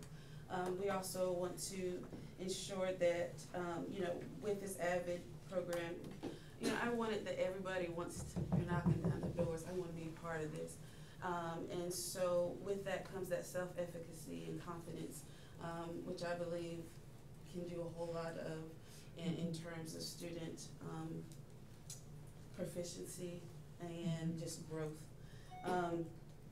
We want to increase enrichment activities that are interest of a multitude of students. I think you mentioned that, Mr. Atherton. Just, it just can't be sports. It just can't be for a certain group. We've got to be more appealing to all students within our school, and for their parents as well. And so again, the strategies of having them exposed to higher order thinking, being very strategic with that, clustering within AIG classes, our hopes that our percentage will increase. Another glaring, I would say, data point is that we definitely need to decrease minority students in discipline incidents. When we're looking at the data, African Americans, we really only make up 18% of our school population, but when we look at the data, it's 47% of our discipline referrals are African Americans. And if we dig deeper, you will find that the majority of them are young males. And when we're looking at minorities altogether, it is a 63% of discipline referrals are of minorities, and that's something's got to change. We can no longer allow this to be our narrative at Stanford. And so number one is accepting this and addressing it. And we can't address concerns and issues unless we address structures that are in place with it.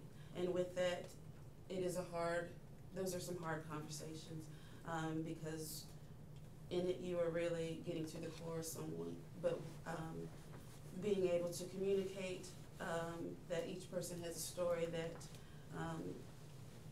makes them who they are and can contribute to a community, not only with our teachers but also with our students. we need to provide really an environment that our students can connect to, where they feel that they are receiving that positive feedback.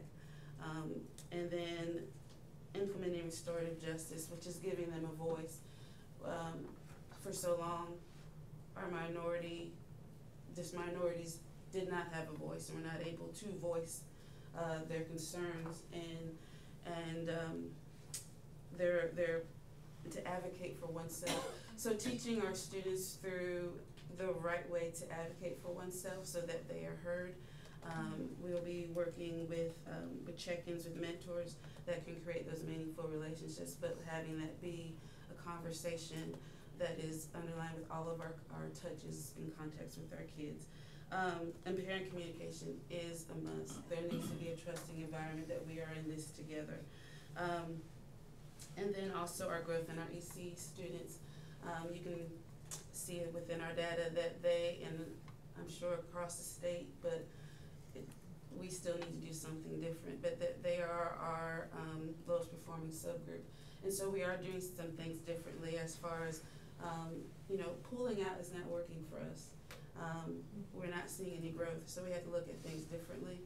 And so pushing, co-teaching, again, providing our teachers with the PD that's necessary to meet a myriad of needs. And so these three areas that I just spoke of, they do tie in very much so to our three high priority indicators within our school improvement. A tiered instructional support system so that we're meeting the needs of various students, that they're not falling through the cracks, that we're advocating for them as staff and supporting our parents through communication, not only having them come to us, but going to them, letting them know that we're a community, and then also the social emotional, taking that into consideration and understanding that it's a key component to a student's success and the way that they see themselves. And so those are our indicators. Any questions? We have a lot of questions, but I'm gonna start out. Because it's here, you pointed out the data for the minorities for ISS and such is incredibly high as compared to the number of minorities that you have. Yes. And the way I'm looking at it is the person or persons doing those referrals need to be, that situation needs to be addressed. Clearly you know that. I'm simply repeating what you said, just so you'll know that I heard what you said. So I certainly hope that you hear us saying, we don't like that number. That's so high like that. Everybody has something to say. Ladies, and then gentlemen. Yeah, everybody's got something. All right, I'll go. Thank you. I am excited to hear that you're going to start doing home visits. I know in that NC STAR system they have these like sheets that are like, here's what the research says about what's really effective, and like the research on home visits is so clear that it can be really effective. So I love that, and I think the training's really important to do that well, right? And in like a sensitive and appropriate way. So what kind of training is your second? So we first are just going through lenses of students, and so we have we did a survey for our students that pretty much all guidance counselors will do, but we want to present that to our staff and what that looks like through their lens. We also, in presenting that data, but we are going through different strategies of, so when you look at the CPI training, which is for I'm sorry, what does CPI stand for? Crisis prevention interventions. Yes, thank you, sir. But basically, it has two parts. There's a de-escalation portion, and then there's also the holds. We don't want to do the holds. We wanted to focus on the de-escalation part because we see that there's a power struggle at times, and recognizing some of these power struggles within ourselves and a student so that we're not getting to that. And then also just understanding de-escalation practices, which is mentioned in that training. So we're reworking it so that it's modified, taking out the holds, but it is something I think that all teachers need to be exposed to just for classroom management. We also, again, those critical conversations, and I'm leading this as far as evaluating our different practices. And so we have a choices program, and which should lead prior to a child going to ISS. So we're collecting data on that, and that is something that we will be presenting. A new team that we call Charger Care Team, we will be looking at discipline data monthly and seeing what interventions are necessary, and that doesn't necessarily, and so with the data from choices and looking at data for referrals and who's referring them, and then also the restorative justice, there at times we will have meetings with teachers, and we've already done some this year, but teachers and the student to reflect on practices and what is needed from both sides. And I think that is very powerful. Again, giving that child a voice and that teacher a voice, but leaving with a sense that we know the expectations and where we go from there. So I'm sorry, I maybe didn't ask my question clearly. I was just wondering about the home visit piece. Oh, the home visit. Home visits. What PD we're doing on yeah. that? Yes, ma'am. Oh, the only PD that we'll be providing for that is our social worker is going to do a short PD. Okay. And then, when we say go out, we're just going out. So, I don't know if you have any PD for that. You know, there's like programs that cost money, but there are also just sort of like tips on the internet. Okay, I would love to hear that because really we're just, for work days, that's part of the work days. I love that you're we're doing gonna go out and meet our families because they'll probably be home unless it's fair day. Yeah. The social workers will know that. That's their part of their training. So Steve and Tony has something to say. Okay, go on, do it. So I'm going to piggyback on what Sarah's actually saying, because I was actually excited to hear about the home visits, but in my viewpoint, it's an opportunity for, I don't know who you're going to have out there, as you just said, to actually make these home visits, but it's an opportunity for whoever's out there to see the environments those students are actually coming from, and that may make a difference, and that may be impacting some of those students as well. But my question is, when you do this, I think you really need to have some sensitivity type training in order to do this, so that individual that's actually going out and doing those visits doesn't go back and spreads it to the whole faculty or staff what's actually going on. I agree, I appreciate that, yes. And I'm not making staff go, because for that alone, if it's in their heart they don't wanna be there, it's gonna show. And so it is pretty much voluntary and leading by example. I really want to congratulate you on your enthusiasm that you're exhibiting tonight. You're making a successful transition from elementary principal to middle school. You're following children's growth as you do them at the elementary level. And I think the home visits is a great idea, but you can't send just anybody on a home visit. The one thing I commented at Miss Jeffries' memorial service the other day, I was interested in her down here as a teacher because she smiled, she was warm, she respected everybody, she had love in her heart. When her lips moved and words came out, you could see them coming from her heart, okay? Not everybody has that, okay? People, it's a sensitivity thing that you have to inculcate in people to understand. Some people are victims of situational, generational poverty and a whole host of other issues. You've got to have empathetic people to go out there and listen to this. And if teachers or anybody else, including principals, can't give respect first, they expect it first from other people. If they can't give it first, they're going to have a problem. And they may see some things going on in the home, and I think Mr. McKnight brings up a good point. You don't bring back to the faculty lounge and it becomes the gossip of the school. That is best left, and that needs to be part of a training program. that people really know what they're getting into. It's a powerful message when you involve parents in the education of their children. You really got something going there because you got the family working with you. Kids behave one way with family and they behave another way with non-family. And if you want to reduce referrals for discipline and this and that, and increase achievement levels, you got to get the parents on your side and let the parents know what you're trying to do and ask them to join a partnership and move on. That's what it's all about.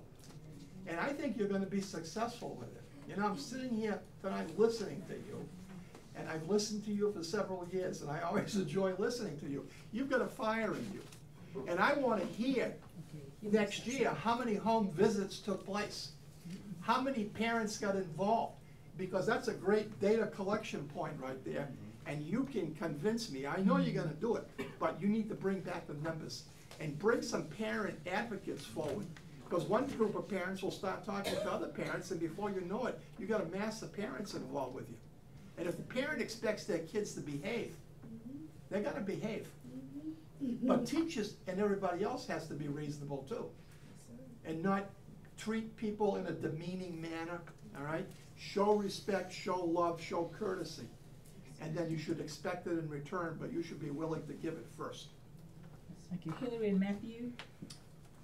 I just sort of wanted to make a general comment to you and to Mr. Rockland. I'm so appreciative that we're having a conversation that includes race, that we're actually addressing these things head on. I think that a lot of times it's skirted around in conversation, especially in education and in boardrooms. And I know we're addressing specific data tonight, but I'm just deeply grateful to both of you for being able to do that. And I hope that that carries forward to your staff and that we're feeling a cultural shift towards a board and an administration that's going to be open to talking about race and really addressing these things head on. Thank you. Do we have it? Oh, Mr. Roberts, and then Bill.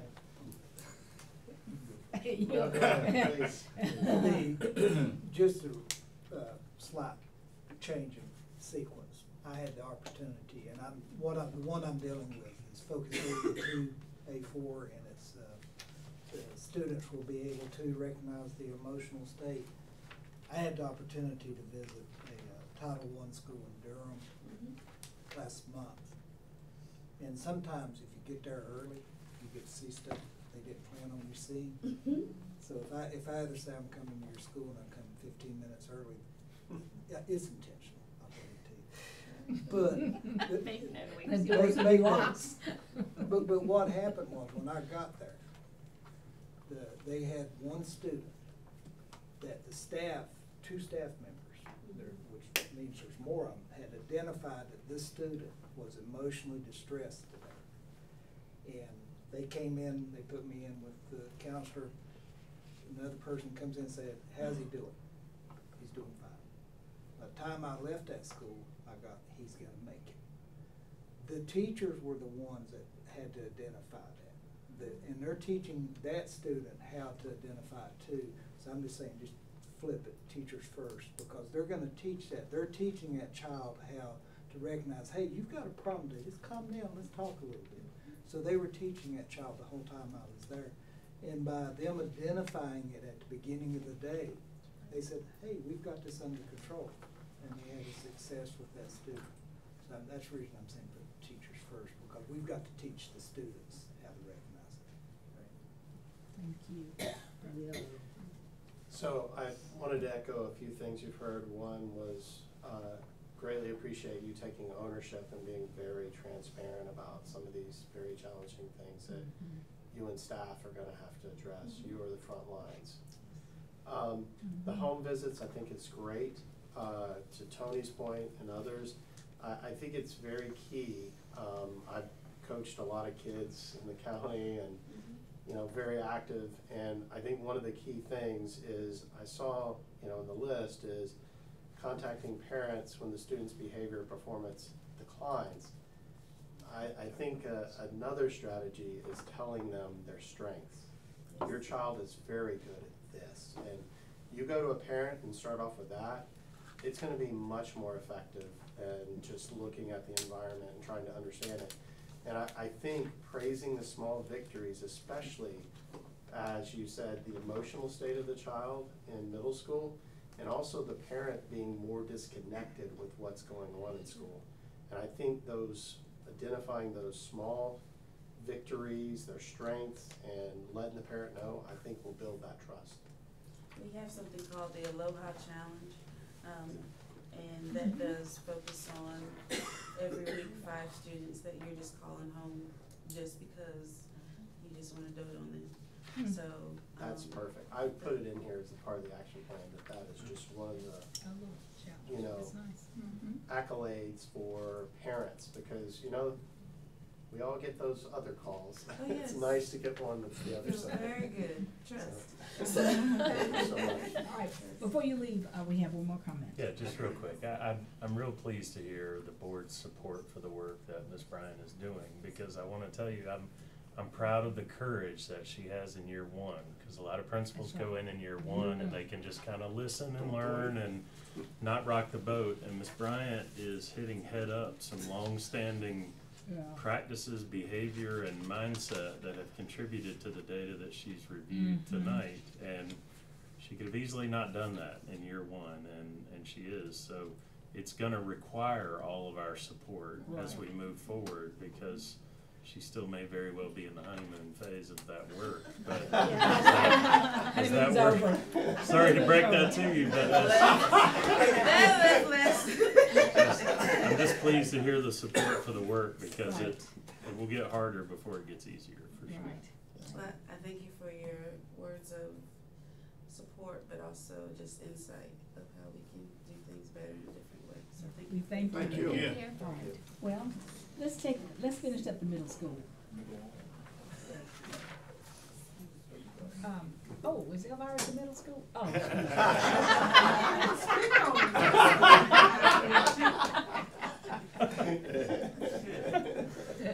Hi, good evening. I'm Chris Gammon. I'm principal at Gravelly Hill Middle School. Jeff and Leslie let me know that I only have 3 minutes. Then I've got to be done nice. I'm going to go as quickly as I can. Is the timer on? I'm looking at it right there. So last year, I stood before you and expressed a desire from our school community to reflect on and challenge this notion that it's always a great day to be a Grizzly. This is something that we say. It's kind of our calling card on our messages to parents.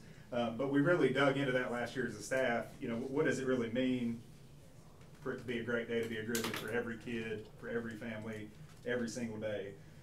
You know, to do this, we started last year by reflecting within, just trying to ask the right questions about what our current reality was at that time, where we believed we could be, what we believed it would take to get there. I'm excited to stand before you, tonight to say that we exceeded growth expectations last year as a school. Now, these are standards that are set by North Carolina. We certainly are excited about that progress, but I can tell you now that we will never exceed our own expectations that we have for our students, for our community, for our staff. We can be more. I think we've heard this tonight. We will be more. And I think that we have to come tonight with that belief that we're going to continue to raise the bar year after year. So this year, our team has spent time reframing what our reality is now. And we're in a different place than we were just a year ago, but we want to build on that foundation. And so for our team, we spent a lot of time this summer really looking at our problem-solving process. I think that we sit around and we identify all the time data points. We have just a huge amount of data that comes in that tells us a lot of things. We see equity issues. We see students that have been, far below grade level for many, many years, leading all the way up to middle school.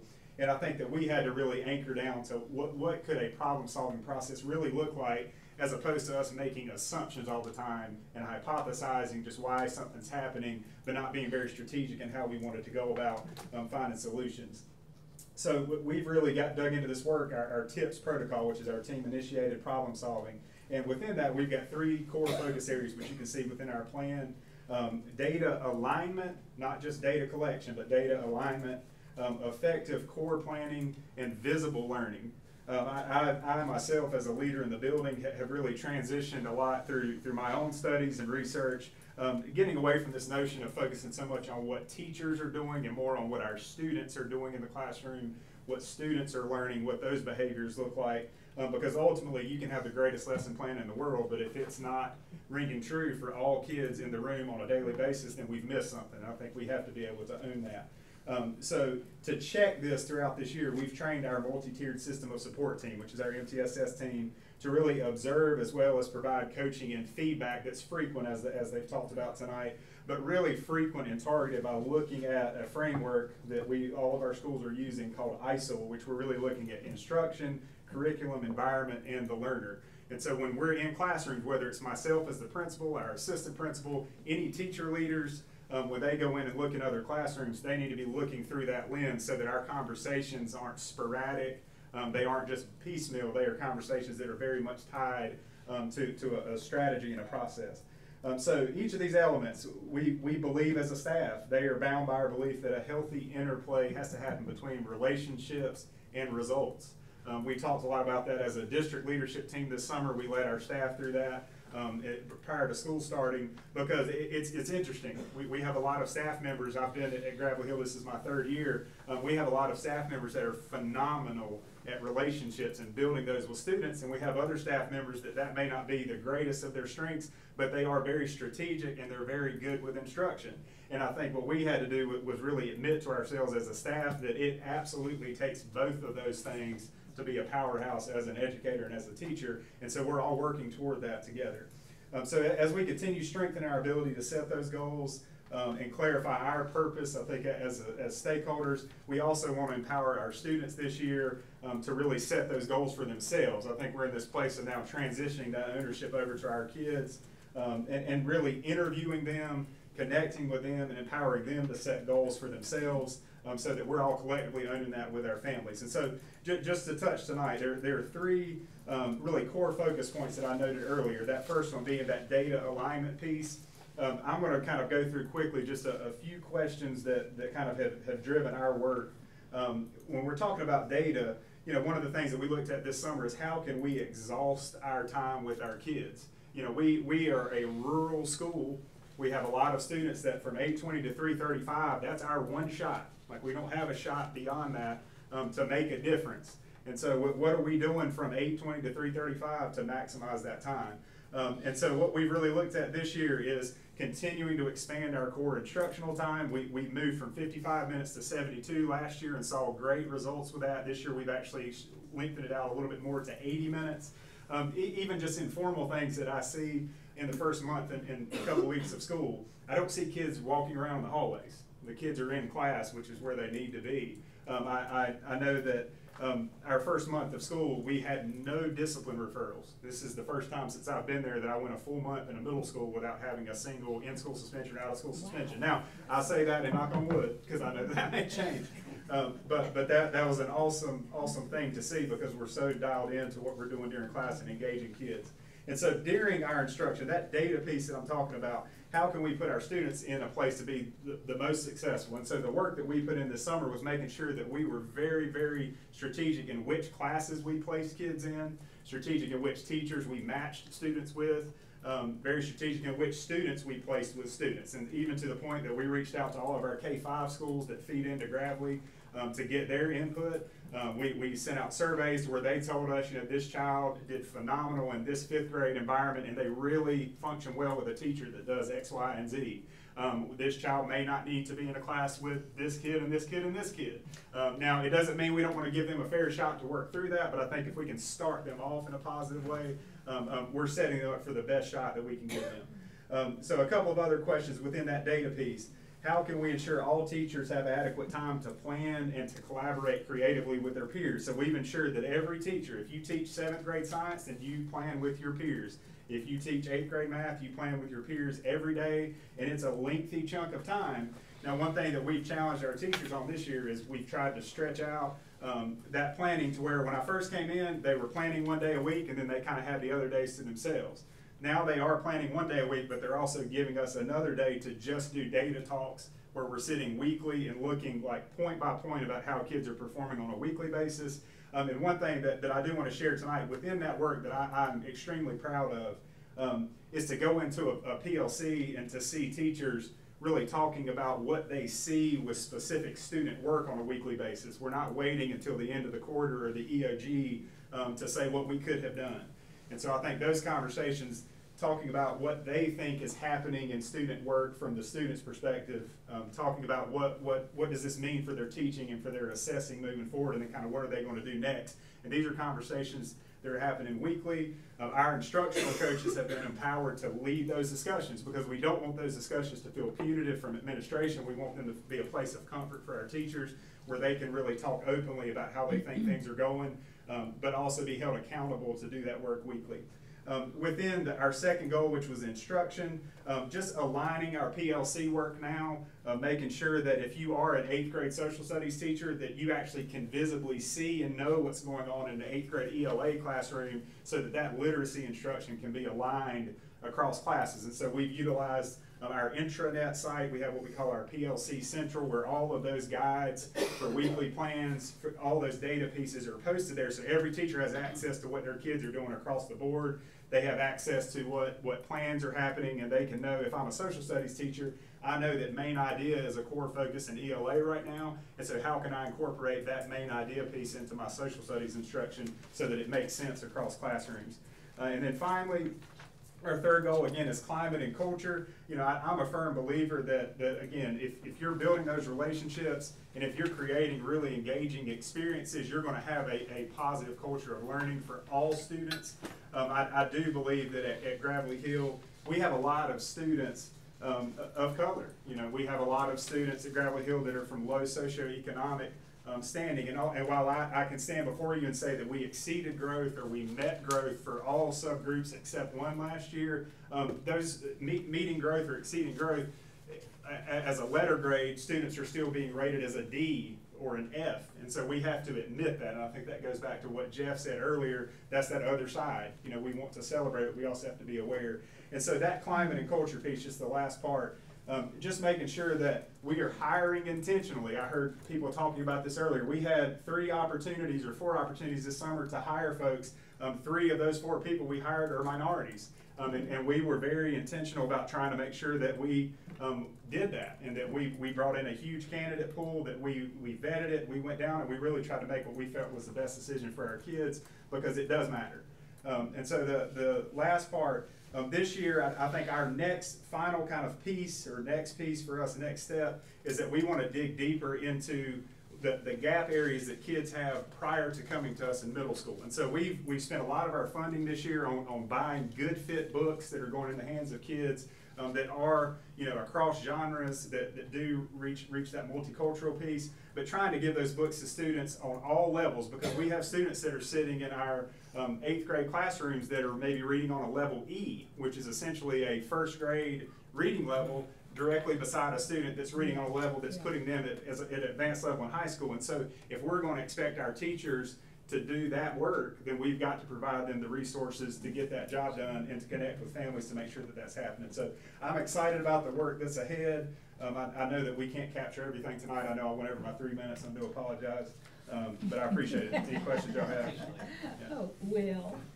So I have a question for you, just by chance that this has come up a few times, is when you look at the sub-data and you look at the exceptional kids, they're performing much lower. And it looks like all the principals have lined around the co-teaching versus the pull-out.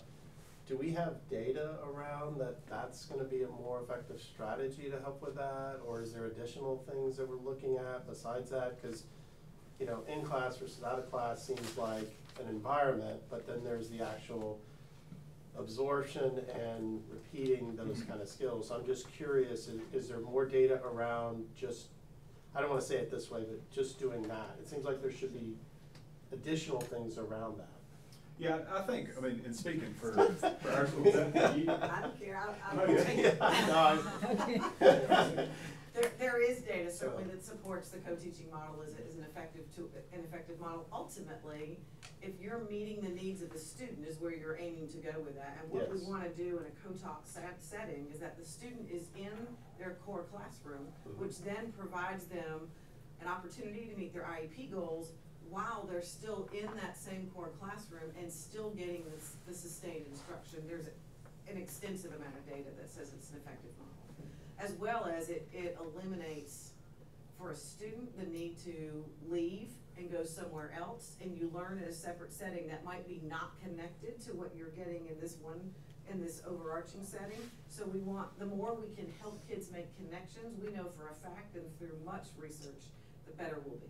Absolutely, it just. And so it's not the only, No, like, we no. don't, Right, we don't list out every specific intervention we've changed and are doing for EC students or for any student within a school improvement plan. The other piece that co-teaching does is it often gives you greater assurance that a special ed student is with a teacher of record that has a deep expertise in that particular content area. Okay. Which isn't always the case. Sometimes our special ed teachers have great expertise in a content area, sometimes they are more generalist from a content standpoint. So having them with the content expert and their ability to support that and to make adjustments based on a student's IEP has proven, there's a lot of research that proves it's more effective.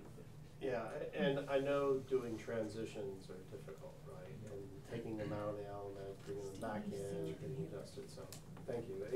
It's a common theme, and I hadn't heard the back of that, so thank you all. All right, thank you. So Steve, Sarah, and Hillary. I just wanted to congratulate you as I congratulated the other two middle school principals, because you all seem to have a fire in your belly, and that's a good thing. Especially your sixth grade academy really intrigued me. 4 additional hours of instruction, support, and feedback and coaching can be significant in the development of a kid.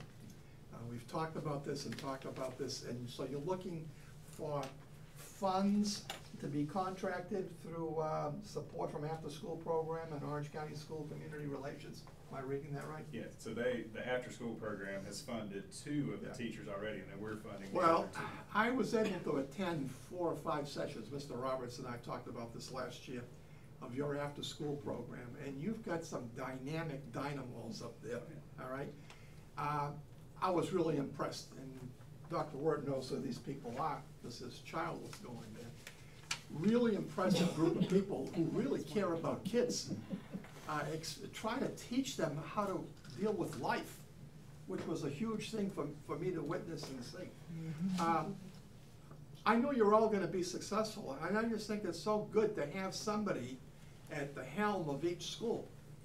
1979 was my first principalship at C.W. Stanford Junior High, 900 kids. I had 23 kids who were 18 and 19 years old in the 8th grade, okay? Because they had been dumped there, social promotions. And when I hear stories like you've got the diversity in reading abilities from 1st grade to high school in the same room, you better be focused as a teacher, and you better have a huge heart to be able to grab everybody and bring them into the circle. So I commend all 3 of you. I'm really feeling good tonight about our middle school program and the capable hands that it seems to be in. Keep up the good work. I'm feeling good about this plan. I'll just echo that. Love that you are using some budget flexibility to contract teachers in that after-school program. I think that's very exciting. I just wanted to compliment you and your team. You said you worked on your problem-solving process, and it is very evident to me in here that the sort of chain of reasoning of like, what are the actual root issues and what can we do, is here, as well as sort of the creative, like thinking about extending the day through the after-school program. Love that you're going to visit Hawfields because of the growth they've shown, and like getting out of the bubble and seeing what other districts are doing. Congratulations to your team for sort of working on the problem-solving piece. I'd like to echo all the positive things everyone has said. I think that clearly there is a lot of amazing stuff going on at your school.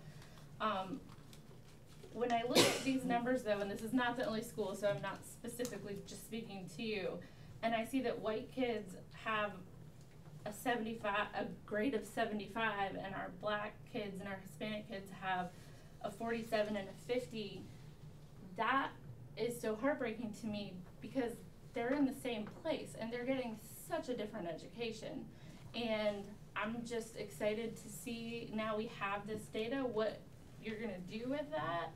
And I wanted to ask if you had considered racial equity training as professional development and implicit bias training. Yeah, so I know that our administrators went through that or started that process this past year, and the understanding is that is a next step plan to start to roll out for staff. Okay. We have done, little things through MTSS as far as like belief surveys. There were some startling things in that initial survey that we did 2 years ago. One of the questions that kind of went out was, if all students were giving all necessary supports, could they all succeed? And we had folks that said no. Right. Yeah, so that's already an intrinsic belief, correct. But I think but we did give that survey again this past year, and it was completely opposite, where we were 100% the other direction. And so, and why that is, I think a lot of that is just the work that we're doing in the belief. It's just a mindset shift. Yeah. Well, now we have this data. I really hope that will be a priority because it's so crystal clear that there has to be some of this, because I just believe in the ability of all of our kids, and I know you do too. Sure. And so I think we have to use these numbers really effectively moving forward right now, like this year, to make some big changes. So thank you. Yes, ma'am. Matthew. One comment, because we mentioned the after-school tutoring group, but you were also doing a morning tutoring group too. And you had to come up with funds for that also. Right. So we're trying, and to be honest with you, that's not a funded thing. That's teachers being willing to come in to do that. That's impressive. Well, that is impressive. But it apparently is important, that extra tutoring, the opportunity. I'm asking, that's a loaded question. I know the answer is yes. Because I've been pushing for additional tutoring for a long time, and you see it as a positive outcome. That's great. Thank you so much. Thank you. Let's see what He is. Well, thank you, Dr. Chris. Oh, thanks. And give me these kudos. And next up we have Cedar Ridge High School. Okay. Hello, everybody. Hello. I am Intisar Hamidullah, the interim principal at Cedar Ridge High School. So, to start, our first focus area is going to be strengthening our instructional teams. At Cedar Ridge, we're fortunate because we have a low turnover, so a lot of our staff has had POC training, professional learning communities training, so now we're just kind of doing a restart with it to make sure that we're actually implementing the practices that we know we should be doing. So part of that is developing and administering common formative assessments and making sure we're answering those 4 critical questions of learning. And with that, we're doing that within our departments as well as our interdepartments. So we've paired science and math, we've paired English and social studies, and our other areas, we've paired them as well. So those 4 questions are, what is it we expect them to learn? How will we know when they've learned it? How will we respond when they don't learn it? And how will we respond when they already know it? So part of that is using our department chairs as our PLC coaches. So we are charging them with making sure their department is on track and on task with ensuring that their individual PLCs, whether it's the English 2 or World History, making sure that they are answering those questions to make sure that our students are learning.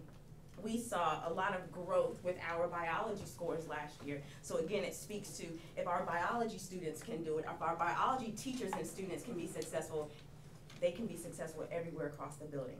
So that's what we're doing to strengthen our instructional teams in that area. The next area that we're looking at is our instructional teams with implementation and effective practices. So that basically talks about MTSS, multi-tiered systems of support.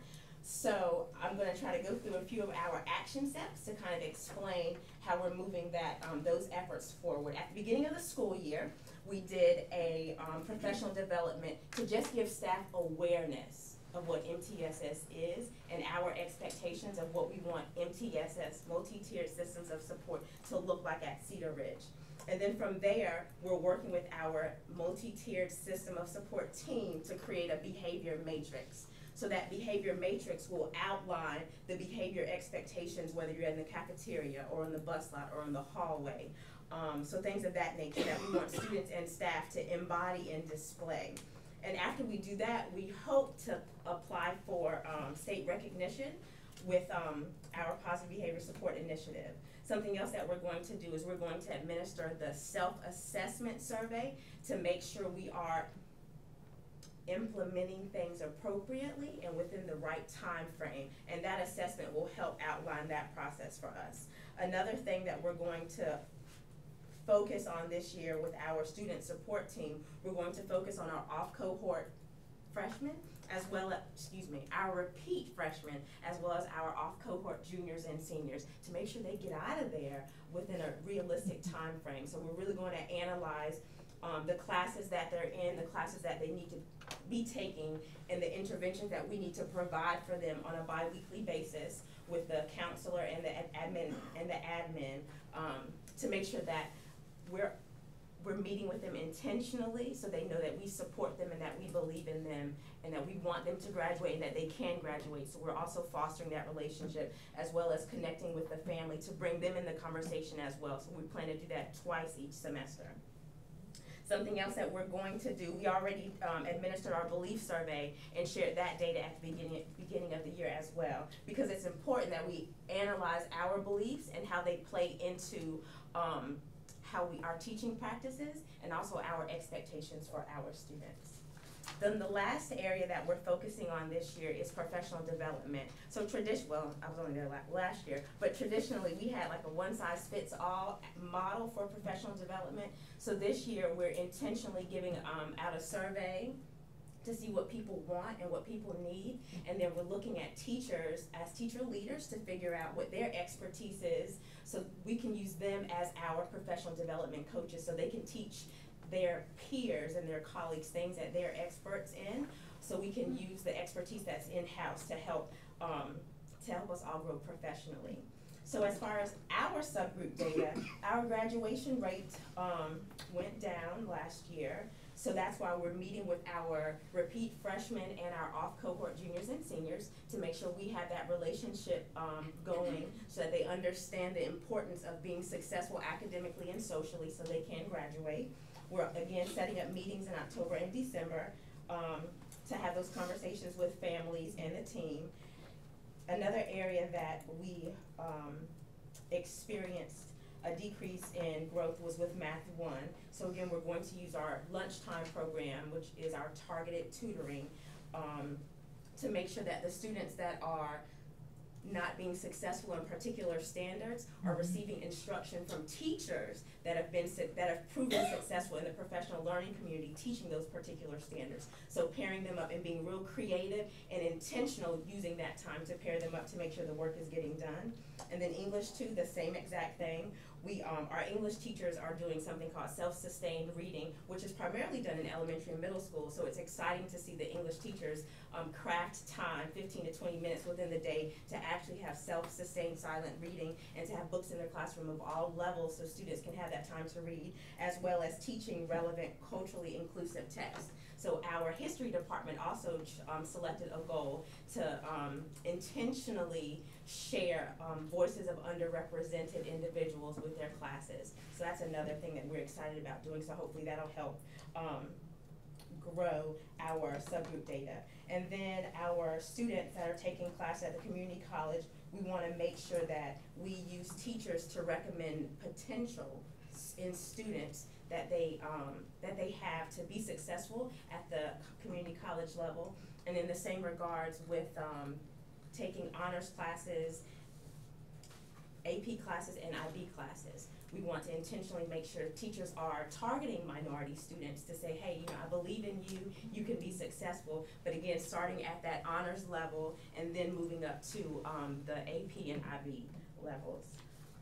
So those are just some of the things that we're working on this year at Cedar. Wow. My goodness. Well, let me applaud you in being clear with your acronyms, because so many educators use that edu-speak and they just assume everybody understands what the acronym is. And so each time you used one, you you said what it was, and I appreciate that, because most people are not cognizant of that, or if they are, they just, go right over it and like, well, it doesn't matter what they think, and so clearly it mattered to you, and I appreciate that. And the fact that you're interim is not lost on me. I tell you what, wow. You're in Ground because, running. yeah, Hit the right, ground running. because you had your work set before you, and clearly you've been busy at the Star. We're proud of you. It was a pretty great presentation. Do we have any other questions? Yes, sir. Just an observation, I just think you are one of those people who make sure that when the tide comes in, every ship rises with it. And I commend you for that, and don't ever forget that, okay? Because you hold the lives of a lot of kids in your hands and in your heart. And you gotta go out and do what you're gonna do as an interim, and there'll be some people who won't like what you're trying to do, and you gotta keep plowing ahead and move every ship to come up in the harbor. Great, thank you. Oh, yes? Let's do it. No, that's fine. That's It's fine. it's sort of a That's fine. joint question for the high school, so I figured maybe I would ask it of you, but I'll take an answer from anybody. I was looking at the English 2 results, and I think it is almost half of African American students at both high schools scoring a 1 on that exam. So I appreciate all of the things that both schools, I'm sure, have planned. When I think about what a level 1 means for a student, they are so far from being able to pass that exam. Do you think that this is gonna get you all the way there? And if you could put anything on this list, I mean, are there things that, I don't even know what my question is. It's so far off, I don't even, It's definitely a start. Yeah. But that English 2 exam is a marathon. Like, those students are expected to sit there and read for an incredibly long time and then answer questions. And some of the passages are 2 and 3 pages. Some of the passages are a couple stanzas in a poem. So it's also that self-sustained reading time will help, but that's not enough. Again, the lunchtime, the targeted tutoring that we provide during lunchtime, again, making sure that our teachers are focused on specific standards so the students know the vocabulary, because again, with our our English language learners and our students in the Exceptional Children's Program, we have to make sure they understand what the question is asking students to answer. So it's things of that nature that we really have to be more intentional and purposeful with to ensure our students pass the test. Thank you. And I think just to add one thing, she had talked about in her plan, and we're doing similar things, but it just can't fall on the English teachers. It's got to be their reading, social studies, and their science. Right. And we've got to get away from just providing information on a PowerPoint and actually having students actually read and be able to pull information out. So Well, come on up here. everybody looks at English. Come on. Don't sit down and talk to me. Come up here. You're next. And if you have some more questions, because I don't have any more. Oh, okay, because she's interim. She's been there for just a couple months, but she's great. All right, so you're up. All right. Good evening, I'm Eric Elber, I'm the proud principal at Orange High School. Good evening. Thank you for providing us this time to talk about our school improvement plan. As you can see, Orange High School's chosen 3 focus areas for the 18-19 school year. We're incredibly proud of some of the growth that we made last year. However, we, just like everybody else, understands that there are a number of challenges that we still need to address and work on. So this year, 2 of our 3 focus areas are the same as they were last year. We felt like we made some progress, but we need to do some more this current year. So I'll just start and kind of go through. Our first one just talks about teachers will employ effective classroom management, reinforce classroom rules, procedures by positively teaching them. And you'll see capturing kids' heart, and that's something that program that I went through as a teacher. I always say it's one of my 2 professional developments that I went to that changed me as a teacher. For me, what capturing kids' hearts is about, and I told our staff this the other day, we had you'll see September 26th, early release day, we had a gentleman from Capturing Kids' Hearts come in and do a recharge with our staff. His name was O'Neill Arrington, and he sat down with me and challenged me pretty good. And his first question to me is, why Capturing Kids' Hearts? And I told him, you know, the reason for me why is when I got to Orange 2 years ago, I sat down with every staff member, a host of a couple of student groups, and pretty much every booster group, and talked with them. And you know, as I was writing things that people said, community kept coming from everybody. And so for me, you know, what I love about Orange, and I know what a lot of people love about Orange, is the sense of community. And I so badly want that for our kids. I want our kids to be able to come somewhere and feel that they have a great relationship with our staff members, with one another. And so that's what Capturing Kids' Hearts is about. And so it's honestly not rocket science, but it gives, you know, I always say I'm really good at building relationships with kids who have a similar interest to me. Mr. Atherton's son and I played basketball. That was a draw to me. We could talk basketball. I had something, and we connected from that. And so with Capturing Kids' Hearts, it's how can I find out what some of those are if they're not obvious. It's obvious on Friday when a kid wears a football uniform that they're on the football team, and I can connect with them. So how do we do that, and what skills can we provide to our teachers? And so that's what that training is about. And so that's really what that is about. And through that, we saw a little decrease last year of about 6% in our out-of-school suspension data. We hope to see continue to see a decrease in that. We had 85% of our staff was trained in Capturing Kids' Hearts in August of 2017, and we have used our champions team at the school, which is a group of teachers and counselors who have really bought in to train some of our new folks this year. Our second area is that we will regularly communicate with parents and guardians about expectations of them, the importance of the curriculum of the home. And so what do we want to do with this is just make sure that we are doing a good job of communicating out what's happening at school, how can we be involved, how can parents be involved in what's going on in the classroom, but also what's going on, whether it be college visits, whether it be you know, college recruiters coming. We have a financial aid night tomorrow night. It's going to be a really, I think, a great night. And so how do we let parents know about these things and get this information out? I've got a good number and growing number of staff members who send weekly emails to staff, to parents about what's going on specifically in their child's classes, sending study guides, linking documents that kids get in class so that they have that as well. I send home a weekly phone message and email that I feel like is getting more and more detailed as we go along. We did start up with the request of students that came from Dr. Wirt's Superintendent Advisory Council. They asked for an Orange High School app, and so we created an app. We've got 16, as of I'll check today, 1,671 folks that have access to that app. It is available in multiple languages as well, which is easily. You can get 1672 right now. 1672 and counting. But it is, Cedar Ridge will soon have one. Yes, but it allows us to send out notifications. I sent out one last night to everybody that gets that, and also teachers can send it. So if a student, if you have a child in that class, a teacher can send a, hey, remember there's a test tomorrow, and any student or parent who subscribes gets that as well. And then support staff, this goes a little bit along with my next one, but support staff will do home visits in order to build relationships with our families.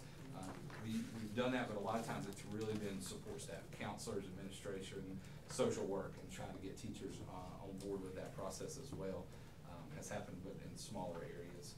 Our third focus area is that I think everybody has had this one, a multi-tiered system of support for our students. So we worked very hard last year on improving our core instruction and going through those 4 questions that Ms. Hamadullah just talked about. And that was a big focus for us last year, and we had some really good gains. And so that one's our one that went off, and the one that added on was now that we have done this and we feel like our core instruction is meeting the needs of the majority of our students, what then can we do to support our students that it's not? And so one of the things that we started last year that I'm excited to continue to do, but was really good, and I'll say it was really good for me to be part of, is that we created these small student support teams. And so we do them by alphabet.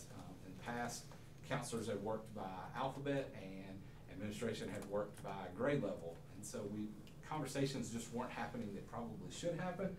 And so we decided to go all alphabet, and so like I work with students S through Z, and each assistant principal has a group, and we get together every other week and discuss students, and we have a watch list, and what concerns we have, whether it be, and we usually look at 3 data points, which are attendance, discipline, and students' grades.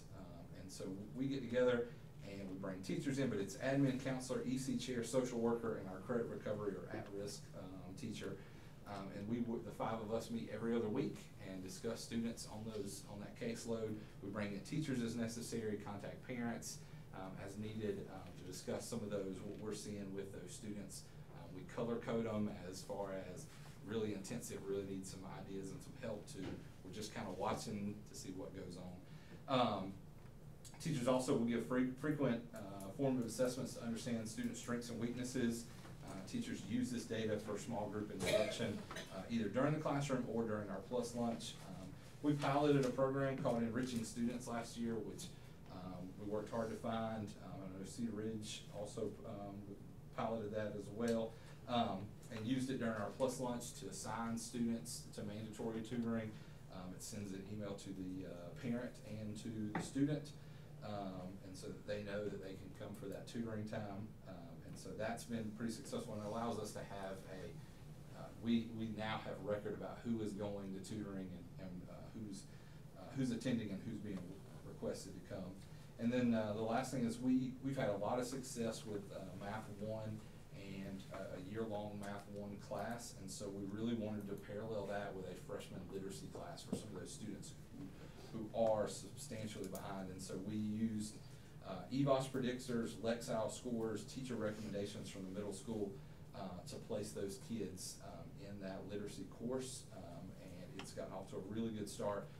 It has probably 44 students in that class. It's taught by 2 teachers, an EC teacher, and our digital learning coach pushes into that class as well. So we really have about a 1 to 10.5, 11 student-teacher ratio in that class because we feel like that's a really a big push for us. As far as our subgroup data, our staff really is very aware of our subgroup data. We've talked about it multiple times, and we'll continue to look through that lens. A couple of things is just, again, trying to improve our core instruction, and then when students struggle, is offer that through scheduling of tutoring during our plus lunch time or before after school tutoring, is getting those kids in as quickly as possible to figure out what those gaps are. And I think a big, for me, and I know my colleagues have heard it, for whatever reason it's become a big piece of who I am, is we talk a lot about grading practices, because if you really want to figure out where beliefs are, look at grading practices. And we have done a lot of work. We did a book study a couple of my first year, and I think we've seen a big transition in mastery. Our fundamental goal is to see kids master the curriculum. And so does that mean that a student makes a 40 on a test, they come for tutoring a couple of times, they retake a test and make an 80, their grade's an 80, and because they've mastered the material, and that's our focus point. It doesn't matter when they master it, we just expect that they master it, and that's been a big change for our staff, but one that I'm honestly very, very happy with where they've come through. We saw a lot of growth in biology, 6%, which is the first time we've seen any growth in biology in a couple of years, so we were pretty excited about that, to see 6% growth.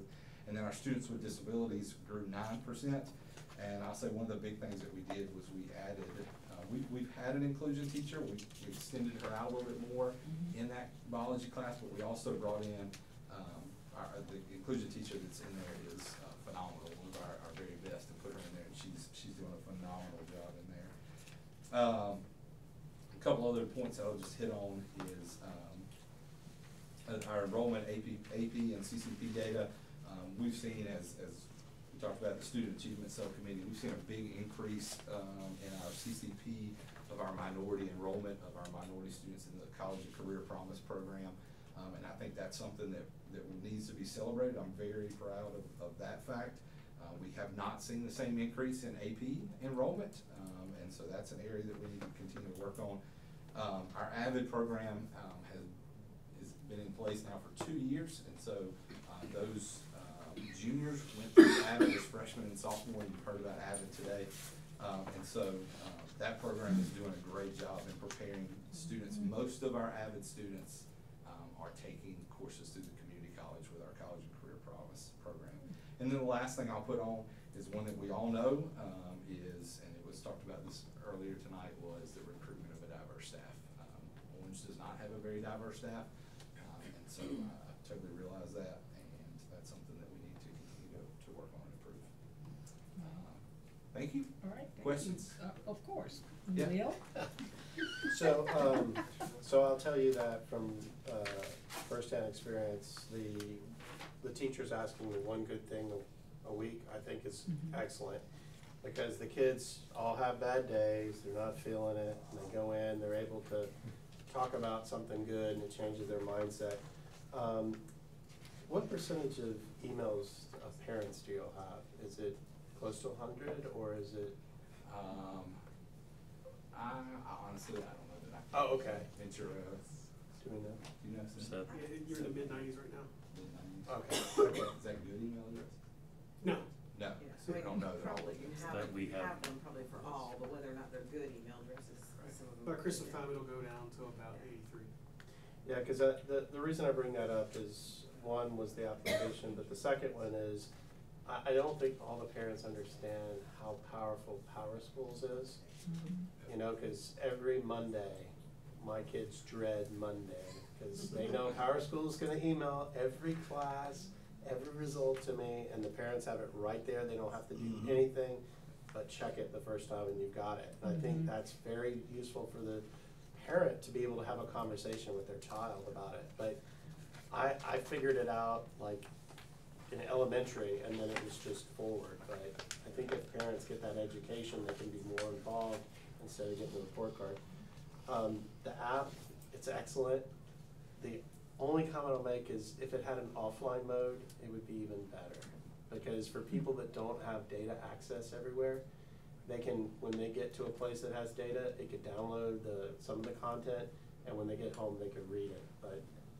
But overall, it's awesome just to have an application. Glad you got that app. Do you have any other comments? If not,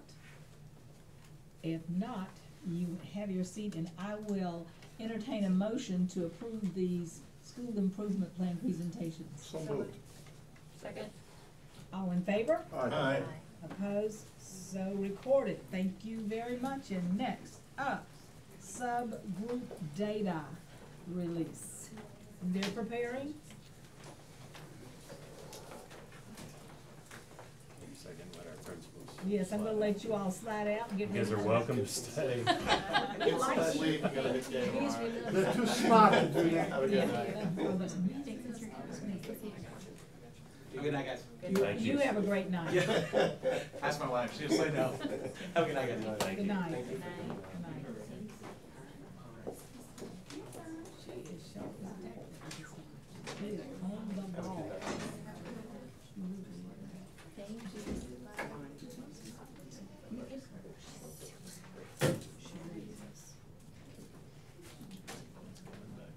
I hope so. Yeah, good. Something positive. All right. Good evening. Good evening. So, State Board of Education released school performance grades by subgroup and long-term goals on October 3rd, 2018. Really?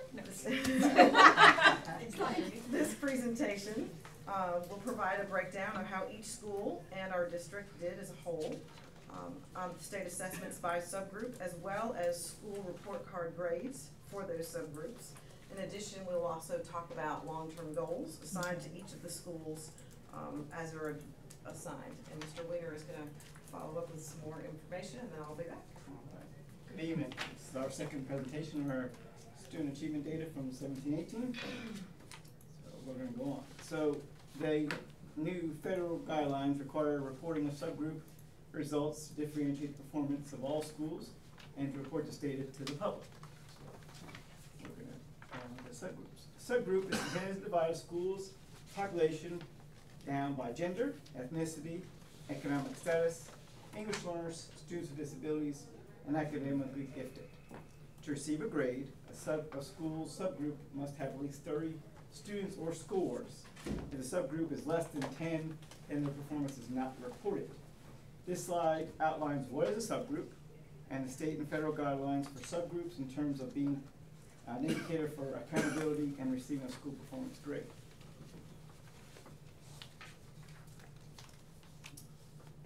Although counted as 20% of school overall school performance grade, the amount of growth the school students demonstrate per year indicates the school's success in moving student achievement toward a key criteria for sustained improvement. So growing students is our focus.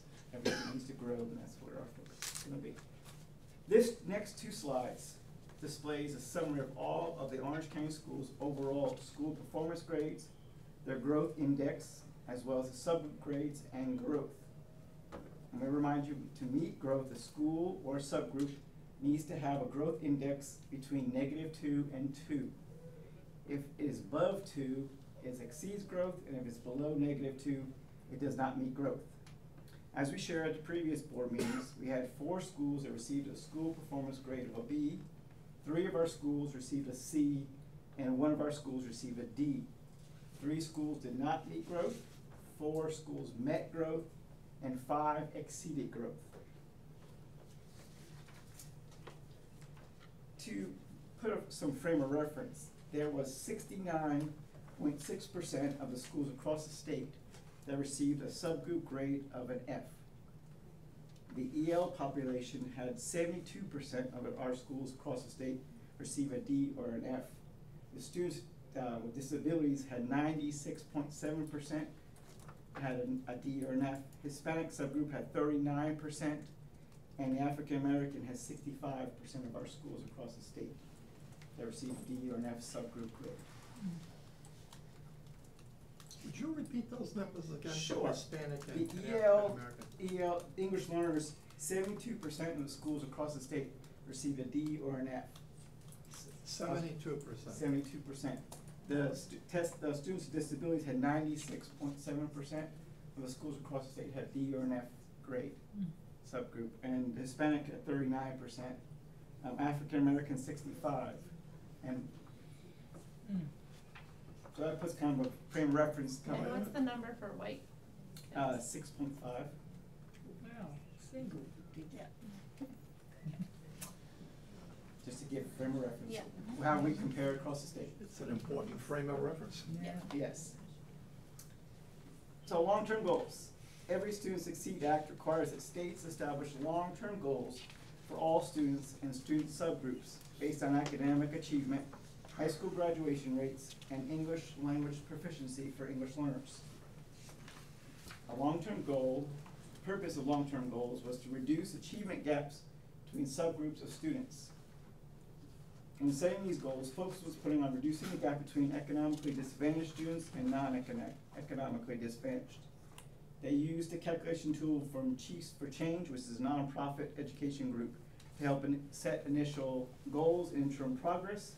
All schools across the state have long-term goals. And the minimum size, again, is always 30 to create a subgroup. A school may have a long-term goal for 1 year, but if their subgroup size changes, they may not have a long-term goal the following year. All depends on the size of our groups. These goals reflect the percentage of students achieving college and career ready, which is academic achievement levels of 4 and 5 on the EOG and EOC assessments. They're obtainable, but they're goals that were set requiring all students and all subgroups to meet measures of progress. School level targets were set that aligned to the same percentage of points of improvement for the state, each school, and for each subgroup within the school. This includes schools that are currently performing at or above the state rate. Schools will meet the long-term goals or measures of interim progress if expected gains are achieved. If a school is at 95% or greater, then they are expected to meet a 0.5% increase each year. The next 10 slides that you have show a summary of all of our schools' long-term goals. Some highlights I want to make you aware of is A.L. Stanback met 93% of their long-term goals. Gravely Hill Middle School, Orange High School, and Cedar Ridge High School met approximately 40% of their goals. One area of improvement that we have is that we did have 3 schools that did not meet any of their long-term goals. long-term goals take a school's baseline data for 2015-16 and add the same percent increase for the next 10 years. The goals do not change even if a school exceeds the following year's goal in the previous year. So each year, they are expected to grow the same amount every year for 10 years. And you have these slides for math. Yes. Quick question, just a clarifying question. The color Yes. red signifies, does They it did- signify that they did not meet the They did goal not meet the goal. for Yes, that ma'am. year? Yes, ma'am.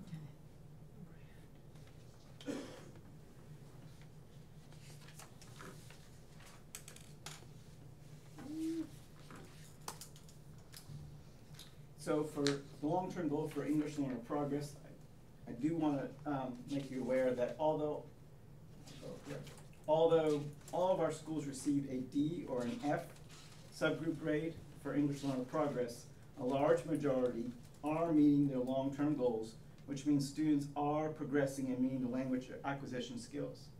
So although our schools have a subgroup grade of a D or an F, they are meeting the long-term goal of progressing. Follow up. Yes, sir. On that one. Yes, sir. Even though they met their goal. Mhm. Okay. If I randomly selected a student that was a 2 on their score last year, they met their goal, they grew. If they met the growth, are they still gonna be a 2? They were in 3rd grade last year, or the year before, they were a 2. They met the growth. They're in 4th grade now. Are they still a 2? They met the growth. They could be, but let me clarify that English learner progress is not for EOGs. Okay. But that, Okay, we'll go back, but Yeah. be ready I- on that. I got it. That's one I've been, I'm okay. Yes, sir. Even if they The grew. answer is if they finish the school year as a 2. As a 2. And by SAS standards, they met at growth based on their historical performance and how other kids around the state at their similar ability level performed. Your question is, are they starting the next school year as a 2? No, that we've had data results for 2 or 3 years now. So we're in 18-19. So I'm looking, they're in the 5th grade this year. Last year when they took, when they were in the 3rd grade. So 2 years ago. 2 years ago, they were a 2. Okay. If that school met growth for that year, so they met that. So if my student was a 2 then, the next year, when they met their growth, is that student still a 2? Are you asking if the school met growth or if the student met growth? On average. Could Any- be. They could be a 2, yes, sir. I Okay, mean, so if you meet the growth statistically, excuse me, if you meet the growth, does that mean that for that school, that if we only meet the growth, does the students on average only grow 1 year? It doesn't correlate that cleanly, but based on the way SAS would define it, meeting growth is a year's worth of growth. Years worth of growth. So if we really want our students to start We need to doing exceed better, growth. we have to exceed growth. Correct. We can't just keep meeting growth. We Agreed. really have to start exceeding growth. Agreed. Okay. Okay.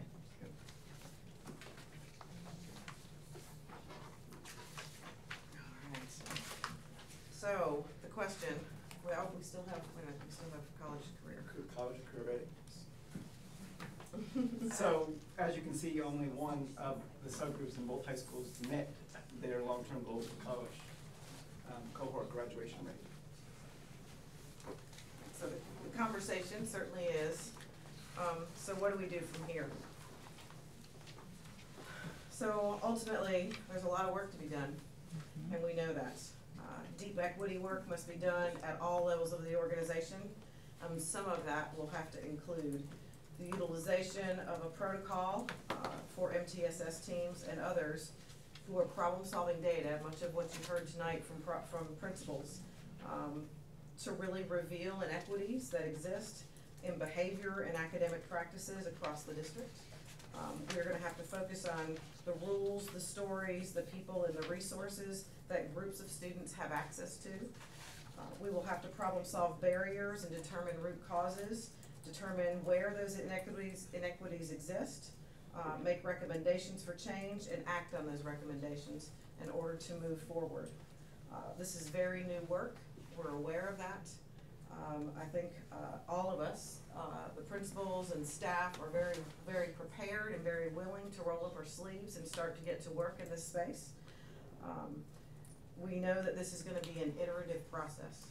It's going to take deep and long required work that is going to require reflection, adaptation, and re-engagement over time. But with commitment to this work, I sure do believe that over time we will begin to start to see changes in our schools and for our students. Specific targeted work with regards to English language learners and students with disabilities. The subgroup data for these specific subgroups of students do not align with the expectations set for teaching and learning in Orange County schools. We reached the goals, in order to reach the goals that ESSA advances, school-based teams must have a shared responsibility for teaching and learning across the district. A shift towards collaboration as a central part of our instructional design with school-based teams across disciplines and throughout the district is necessary to increase proficiency for all. That's a little bit of what we talked about tonight, that we definitely have to think about how we schedule students differently, how we are engaging students in classrooms differently, very differently than what we've done in the past. And they can't be any one teacher's kids. They're all of our kids, and we all have to be invested in this work. Remind me what ESSA is? Sure. ESSA is a law that was passed in Excuse me, the acronym. I mean, it is Every Student Succeeds Act. Okay. Yeah, and it all right, was that's what passed in 2015. That's what I thought. It's And federal. It's Yeah, federal, it's federal. and it replaced No Yeah. Child Left Behind Yeah. effectively. Yeah. That's what I thought. And it is a law that is bringing about a substantial amount of change in lots of areas. So the district acknowledges these data. The action steps below outline how staff will address the need to increase proficiency with English learners and students with disabilities. Increased collaboration of district level staff is going to be required. Professional learning communities focused on student work and collaboration. Prioritization of spending and professional learning for students. Development, implementation, and evaluation of school-based shifts in instructional design and mindset. And continual analysis of data to adjust instruction. We certainly are aware of the fact that we have a long way to go. We also know that we have spent a good bit of time both in the English language learner realm as well as with students with disabilities on a lot of professional learning around compliance, which we have to do, and we will need to continue. But we're also going to have to really shift a lot of what we're working on to pay attention to what are the instructional needs of those teachers, so that we can make sure that those teachers are meeting the needs of those students, as well as aligning that to what happens in the core instructional process as well. So what questions can I answer for you? Oh, forgive me. Yeah, I'll hit that one in a minute. Okay, we'll wait here and I'll go with that. What questions can I answer for you? Okay. Just want to make an observation. You know, it's easy to sit in Congress and pass laws. It's easy to sit in the state legislature and pass laws. And it's easy to go ahead and promote non-public school initiatives and pass laws, and then leave other people behind. It's easy for people to do that. And then the rubber meets the road here at the local level, and the plans we heard tonight on how people are gonna respond and react. You know, anything we can do to help, then we need to help, because we're not gonna get it from the higher-ups, either in Raleigh or in Washington, D.C. It's gonna be up to us. That's the bottom line. Yes. All right. And I wanna say, I appreciate you just putting it out there, no excuses, you know. We have a lot of work to do. Right. You know, and I believe the public can accept that better, but if you would have stepped up there with a mountain of excuses, you know, you would have had a brick wall. So I appreciate, and I'm sure the board appreciates as well, you admitted we have a lot of work to do, we've gotta work on equity, we've gotta work on behavior, you just, enumerated those. So, yes, so Hillary and, Sarah and Will and Steve. Also appreciative of all of the work and thought you put into this. Respectfully, I think that this is a problem that has been a part of our country since its inception, and, after we integrated public schools, we are now actually digesting data that we're being given into subgroups, thankfully, but I think that this work should be done on the federal and state level, but I think it's always been in our hands. And I'm super grateful we're having these conversations. I think it needs to be a part of all the work we're doing all the time. And I don't have a well-formed thought. I'm still digesting all of this, but thank you for your openness. Absolutely. I have a couple of questions, but they're kind of minor. And first, I just wanted to share a bigger reaction. The first thing that I need to say is that I just really appreciate everything that you and your whole team are doing. I know you are working so hard on this, have been working very hard. I think your strategies make a lot of sense. I really do. And this data makes me so angry that I do not know if I can hold it together when I talk about it. So, and apparently ladies, when they get angry, are perceived in all kinds of ways. So whatever. I just the quality of education that we are giving our Black and Latino students in this district and our economically disadvantaged students should have everyone in the room on fire at all times. I saw some of that tonight in some of the school improvement plans. I also know that historically we approve the school improvement plans at the beginning of the year, and who knows what happens to them, so I think just connecting the dots there, I just, I'm very upset about it. I would like to request that in a future meeting that we look at a fuller set of longitudinal data and sort of a fuller set of the data. I think this, looking at the growth stuff is very important, but we are not looking at, there were a bunch of things that we looked at a couple of weeks ago for everybody that we haven't looked at broken out. ACT composite scores. I was looking at some of the data that the state has provided now, broken. I brought up the number of students scoring a level 1. I think understanding the number of students who are scoring a level 1 prompts really different strategies at the school level. So when I was on a school improvement team for 3 years, I was never given that information. And I just looked at it. I'm not going to name the school. That there are some very successful things that have happened in that school. But in a school where 40% of the kids are economically disadvantaged, half of those students scored a level 1. Half of the Black students at that school scored a level 1. And that is not kids that are right on the border, and a little bit of extra tutoring is gonna do it. We need to think about the big, bold things that are gonna do it. So that's, I just think looking at more of the data, looking at longitudinal data, I am not gonna say all of these things that I was thinking, but so I believe that we can do it. I know that our students can do it. I believe that our teachers can do it. And I hope that everybody feels a fire about that, because we are failing kids right now. Kids who are graduating from our schools, many of them are not prepared to be successful in a college or career. So I did have 2 questions, but I just needed to say that first. So the first one was, I'm wondering what protocol you're going to use for the equity analysis. When you say get at the root causes, you spoke a little bit to that, so I'm just wondering about the protocol. And then a lot of the strategies are about introducing a technical solution, a protocol or something like that. I think there are adaptive challenges, meaning the sort of bigger mindset, beliefs, interpersonal, the hard stuff, and I don't see, what I'm worried about is that we introduce something like MTSS and we're not getting at mindset issues and things like that that are sometimes what are holding people back. So I'm wondering, are those things on your mind and part of the plan and not necessarily up there, or where does that fall? Okay, I'm gonna make sure I answer both of those. So first of all, I completely agree with regards to the need to look at multiple data sets. That's a critical component of what we talked about 2 weeks ago, and that we will continue to talk about, and that we are building an infrastructure in our schools that allow us the opportunity to do that at all levels of the organization.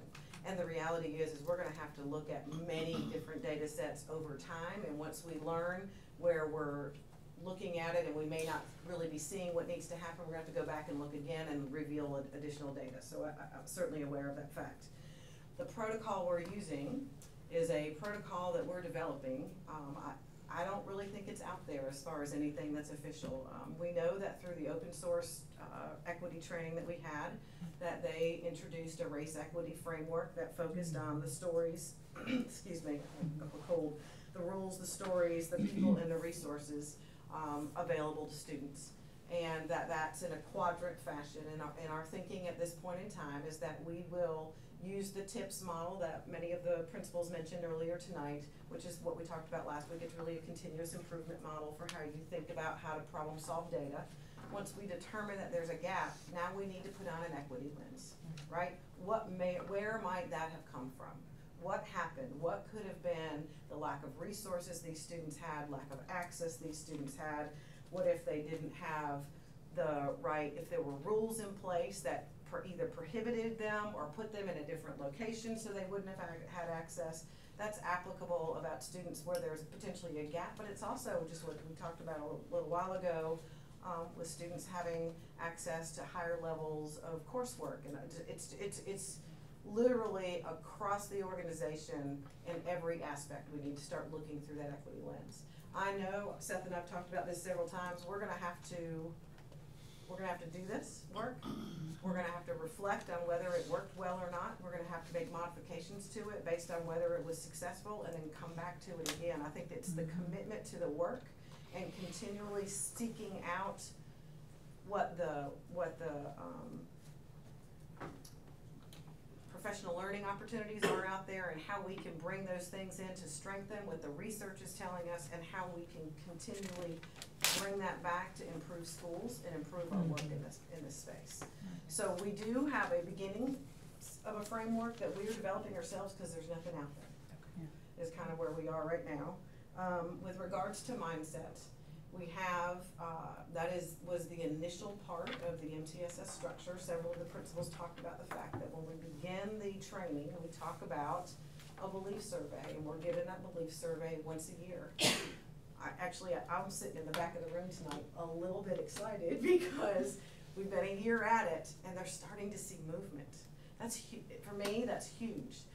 When you have teachers who don't believe that all kids can learn, they think that some students, there are groups of students that maybe can't learn, and they're teachers. That's concerning to me, equally to you. But if we're starting to move the needle on that, I'm very excited about that. That has to be a part of what we do. There's no doubt that those adaptive change kinds of things have to be with us, along with the technical change. There's no doubt about it. The technical change is a little easier to talk about because they're a specific strategy. The adaptive change are things that we're gonna have to continually respond to and be proactive as we're thinking about what's coming and where we go. Say a couple things. Just, I think, Sarah, in response to what you were saying, I mean, I think all the staff in the room feels the same way that you do. I think what we are trying to research right now, and we've talked to districts all over the country that you look on their website and they have this beautiful set of equity training they do and protocols that they use, and we call them and talk to them, and their data hasn't changed and their people haven't changed, right? We've got a neighboring school district that has a beautiful equity plan and has larger achievement gaps than we do.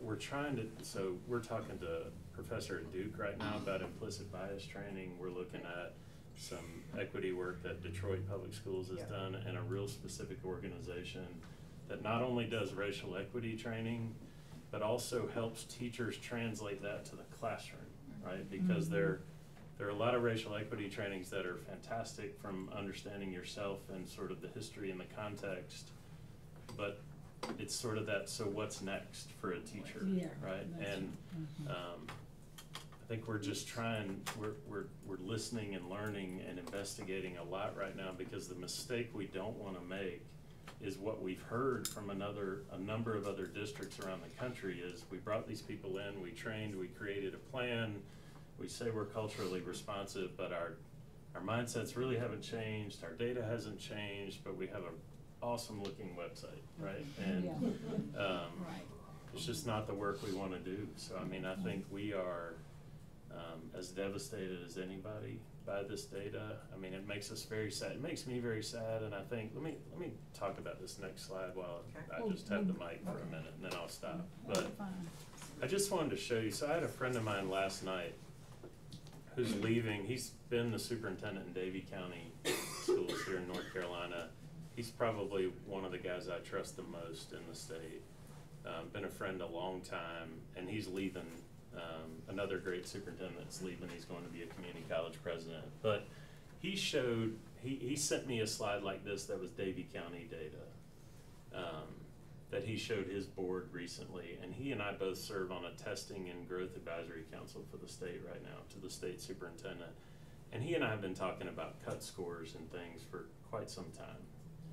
Because what's interesting, and some of the people in the room were in public ed during this time, or were principals and different things, is that you can look at what the data has done over time, right? Based on, you know, the early 2000s were under a certain assessment system, and every school in the state was like a school of distinction or a school of excellence, and we all thought teachers were highly effective.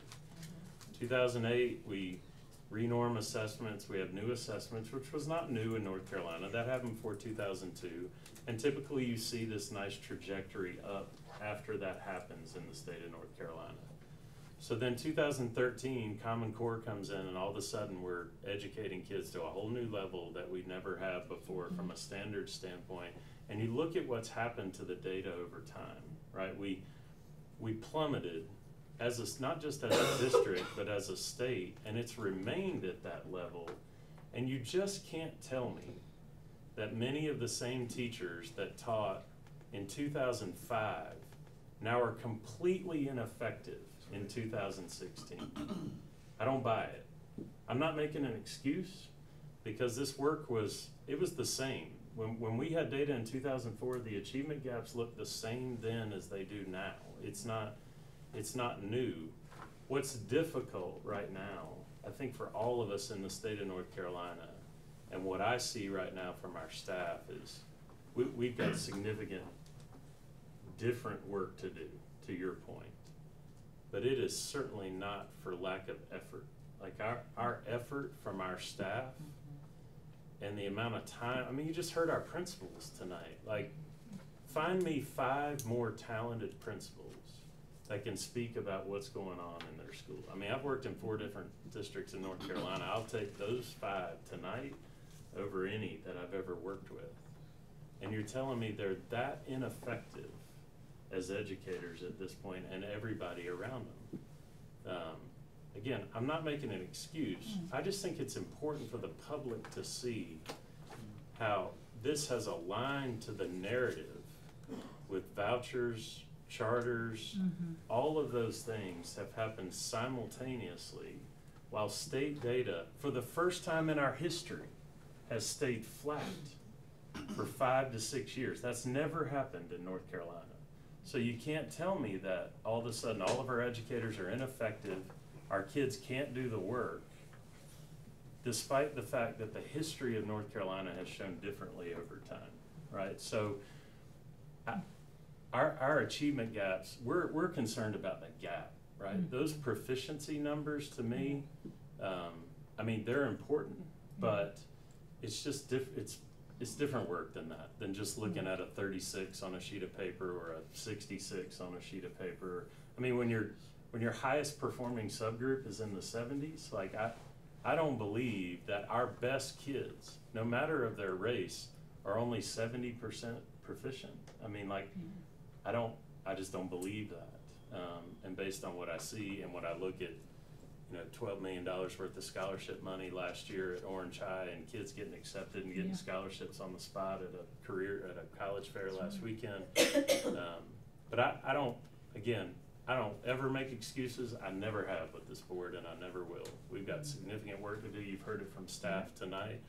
I just thought it was good. I appreciated Darren sharing this with me, and it's just interesting concept of what's the context of what's happened since 2002 around what student achievement and assessments look like in North Carolina. Well, one thing I want to say is, sadly, black and brown kids have been failing for decades. Right. So I'm glad to hear that everybody else is upset about it now. Because as a minority, I haven't been happy about it at all. So what I'm glad to hear, you stepped up to the podium and said, I'm gonna do something about it. So collecting data is admirable, but we've been getting it for years. The data's been showing that we're failing, so I wanna know what we're gonna do about it. So that's the way I look at it. And you stepped up there and said, yep, we're failing and we have a plan. So thanks a lot for that. And before I take another, we are at 9:58. Move to extend another 30 minutes if we need. Second.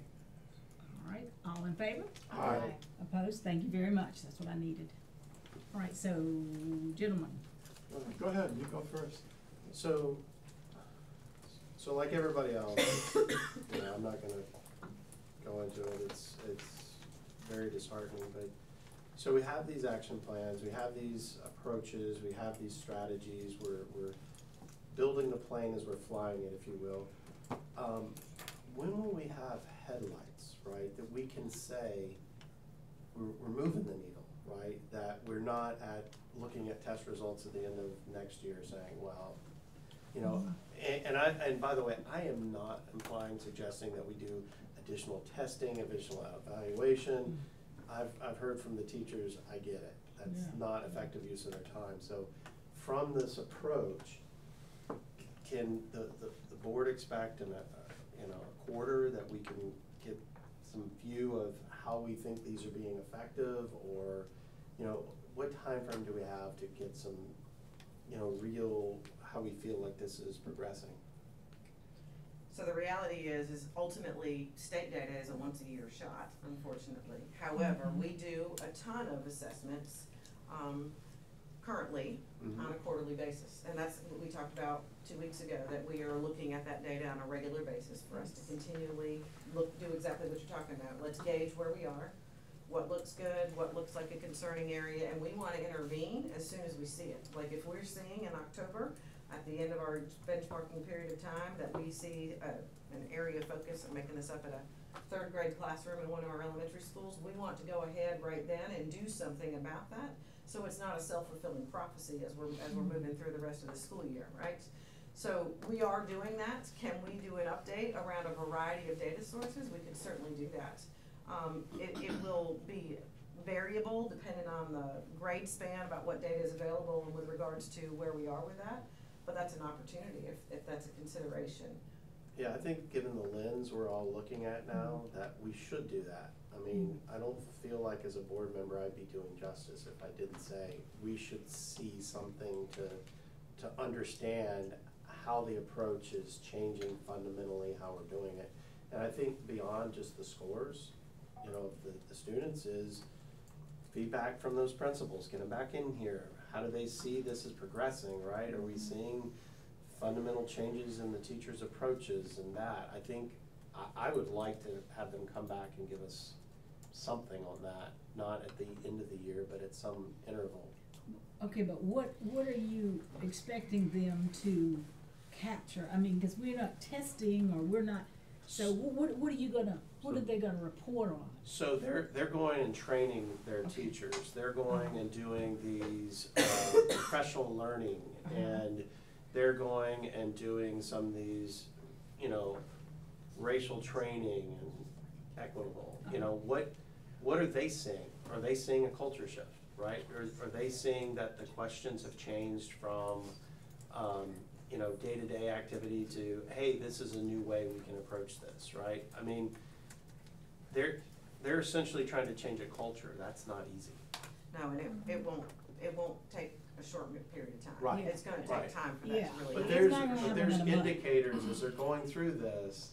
I mean, I've had to change cultures in my career, and there's leading indicators that are gonna tell you, these are working, these are not, right? There's gonna be barriers. So I think we just need to get some headlights. So Okay. can we just work on what that looks like a little bit? Yeah, I Bring think, that yeah, cause I'm suggestion kinda back to the board? confused a little, because I'm not sure about how that, what that's looking like. Yes, sir, Steve? Well, a couple of observations. Mr. Wiener's presentation a few minutes ago was extreme, don't smile, please. This is nothing to smile about. It was very disturbing. I appreciate and respect you. The statistics for the state of North Carolina were extremely disturbing. We lived in this very privileged area that we've got Senator Foushee, we've got Representatives Insco, we've got Representative Greg Meyer, who care about educating children, all children. It's not true for the rest of the state. That's the bottom line. The urban representatives in our legislature care about people. Some of the rural folks, for whatever reason, they're off on another tangent, okay? We ought to be ashamed as a state. This isn't just Orange County school system that's seeing a greater flow of kids going off to charter schools, vouchers and homeschooling and a whole virtual schools that won't even release their test data, okay? Because they have none. This is not just us, it's the whole state.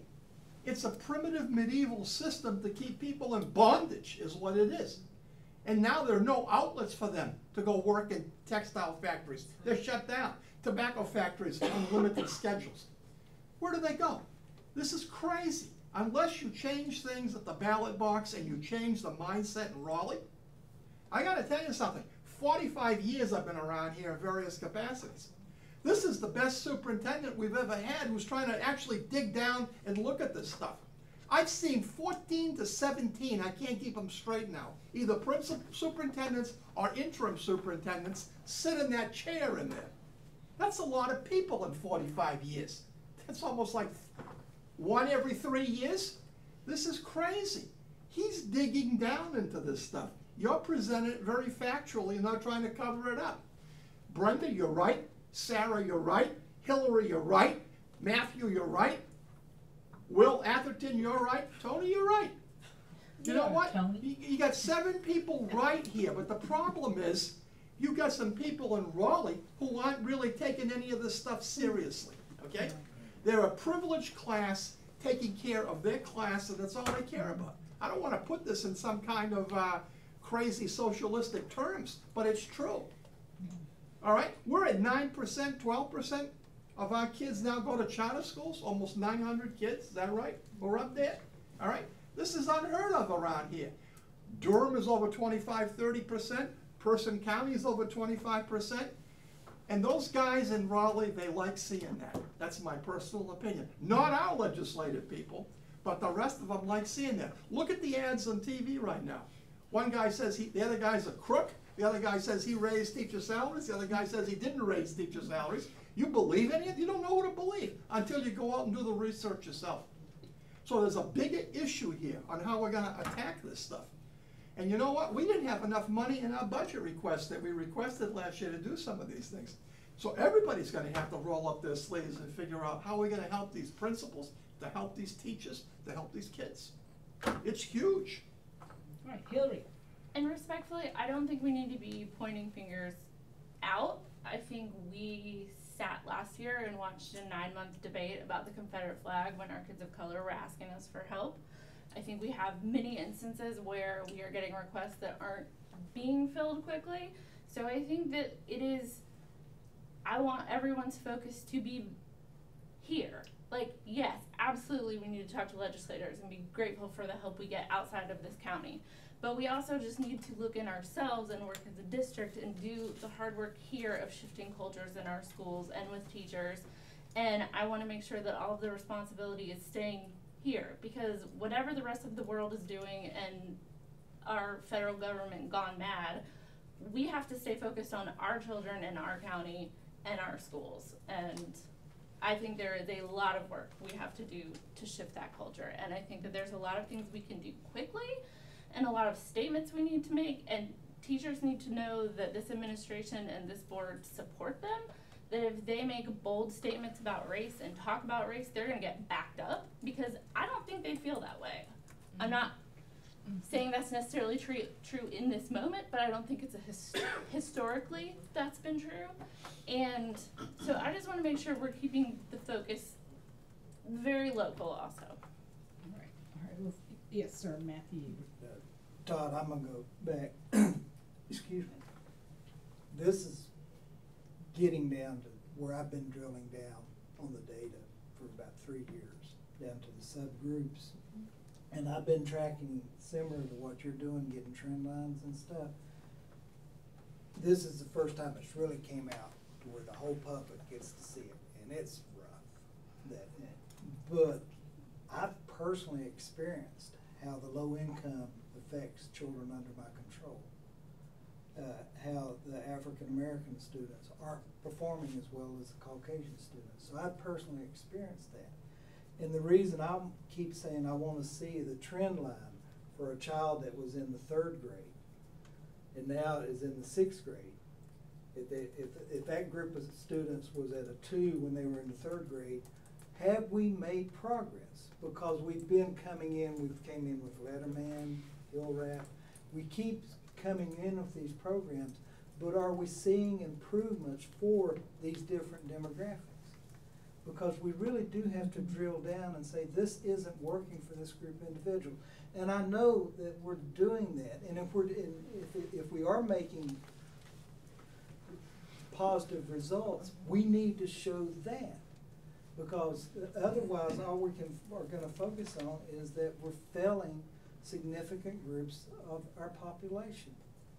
And so are we making that progress? That if a child was in the 3rd grade in 15-14, were they performing now, the group 2, to see that progress? And the reason I asked the question about the tutoring, that the Gravelly Hill where they're doing that extra tutoring in the morning, teachers are volunteering to do that, but every opportunity that we have those students, we have to be providing an opportunity to learn. And we can do that in a fun way. Yes, And that's where I'm coming in on those 2. And there's some of that trend line data that we can do. Yeah.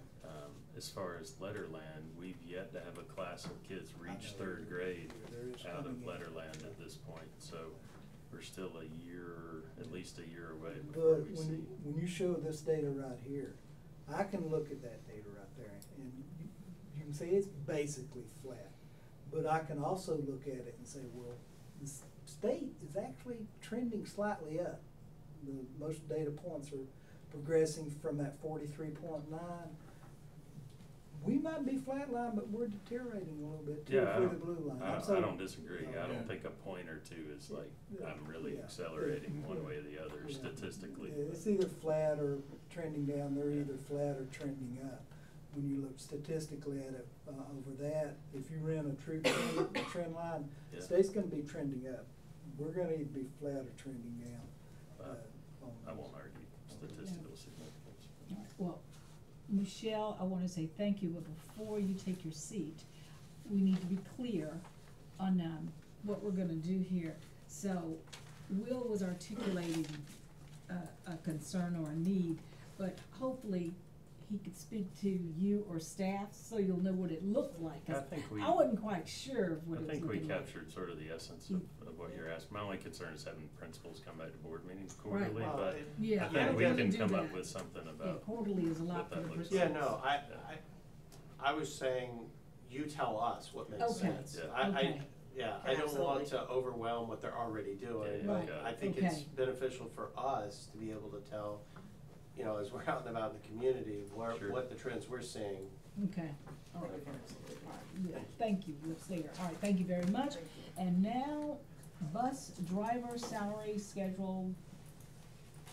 Teresa Cunningham Brown. Good evening. This particular agenda item for bus drivers has 2 components. The first component, we are recommending an increase by 34 cents an hour for our bus drivers. The state allocated $22,280 approximately for us to come up with a plan that will be equitable for our bus drivers. We used the same model that we did last year. Last year, the state allocated over $112,000, and so that reflected a 90-cent increase per hour. The $22,280 would give us the opportunity to increase our bus driver salary schedule for the 2018-19 school year to approximately 34 cents an hour.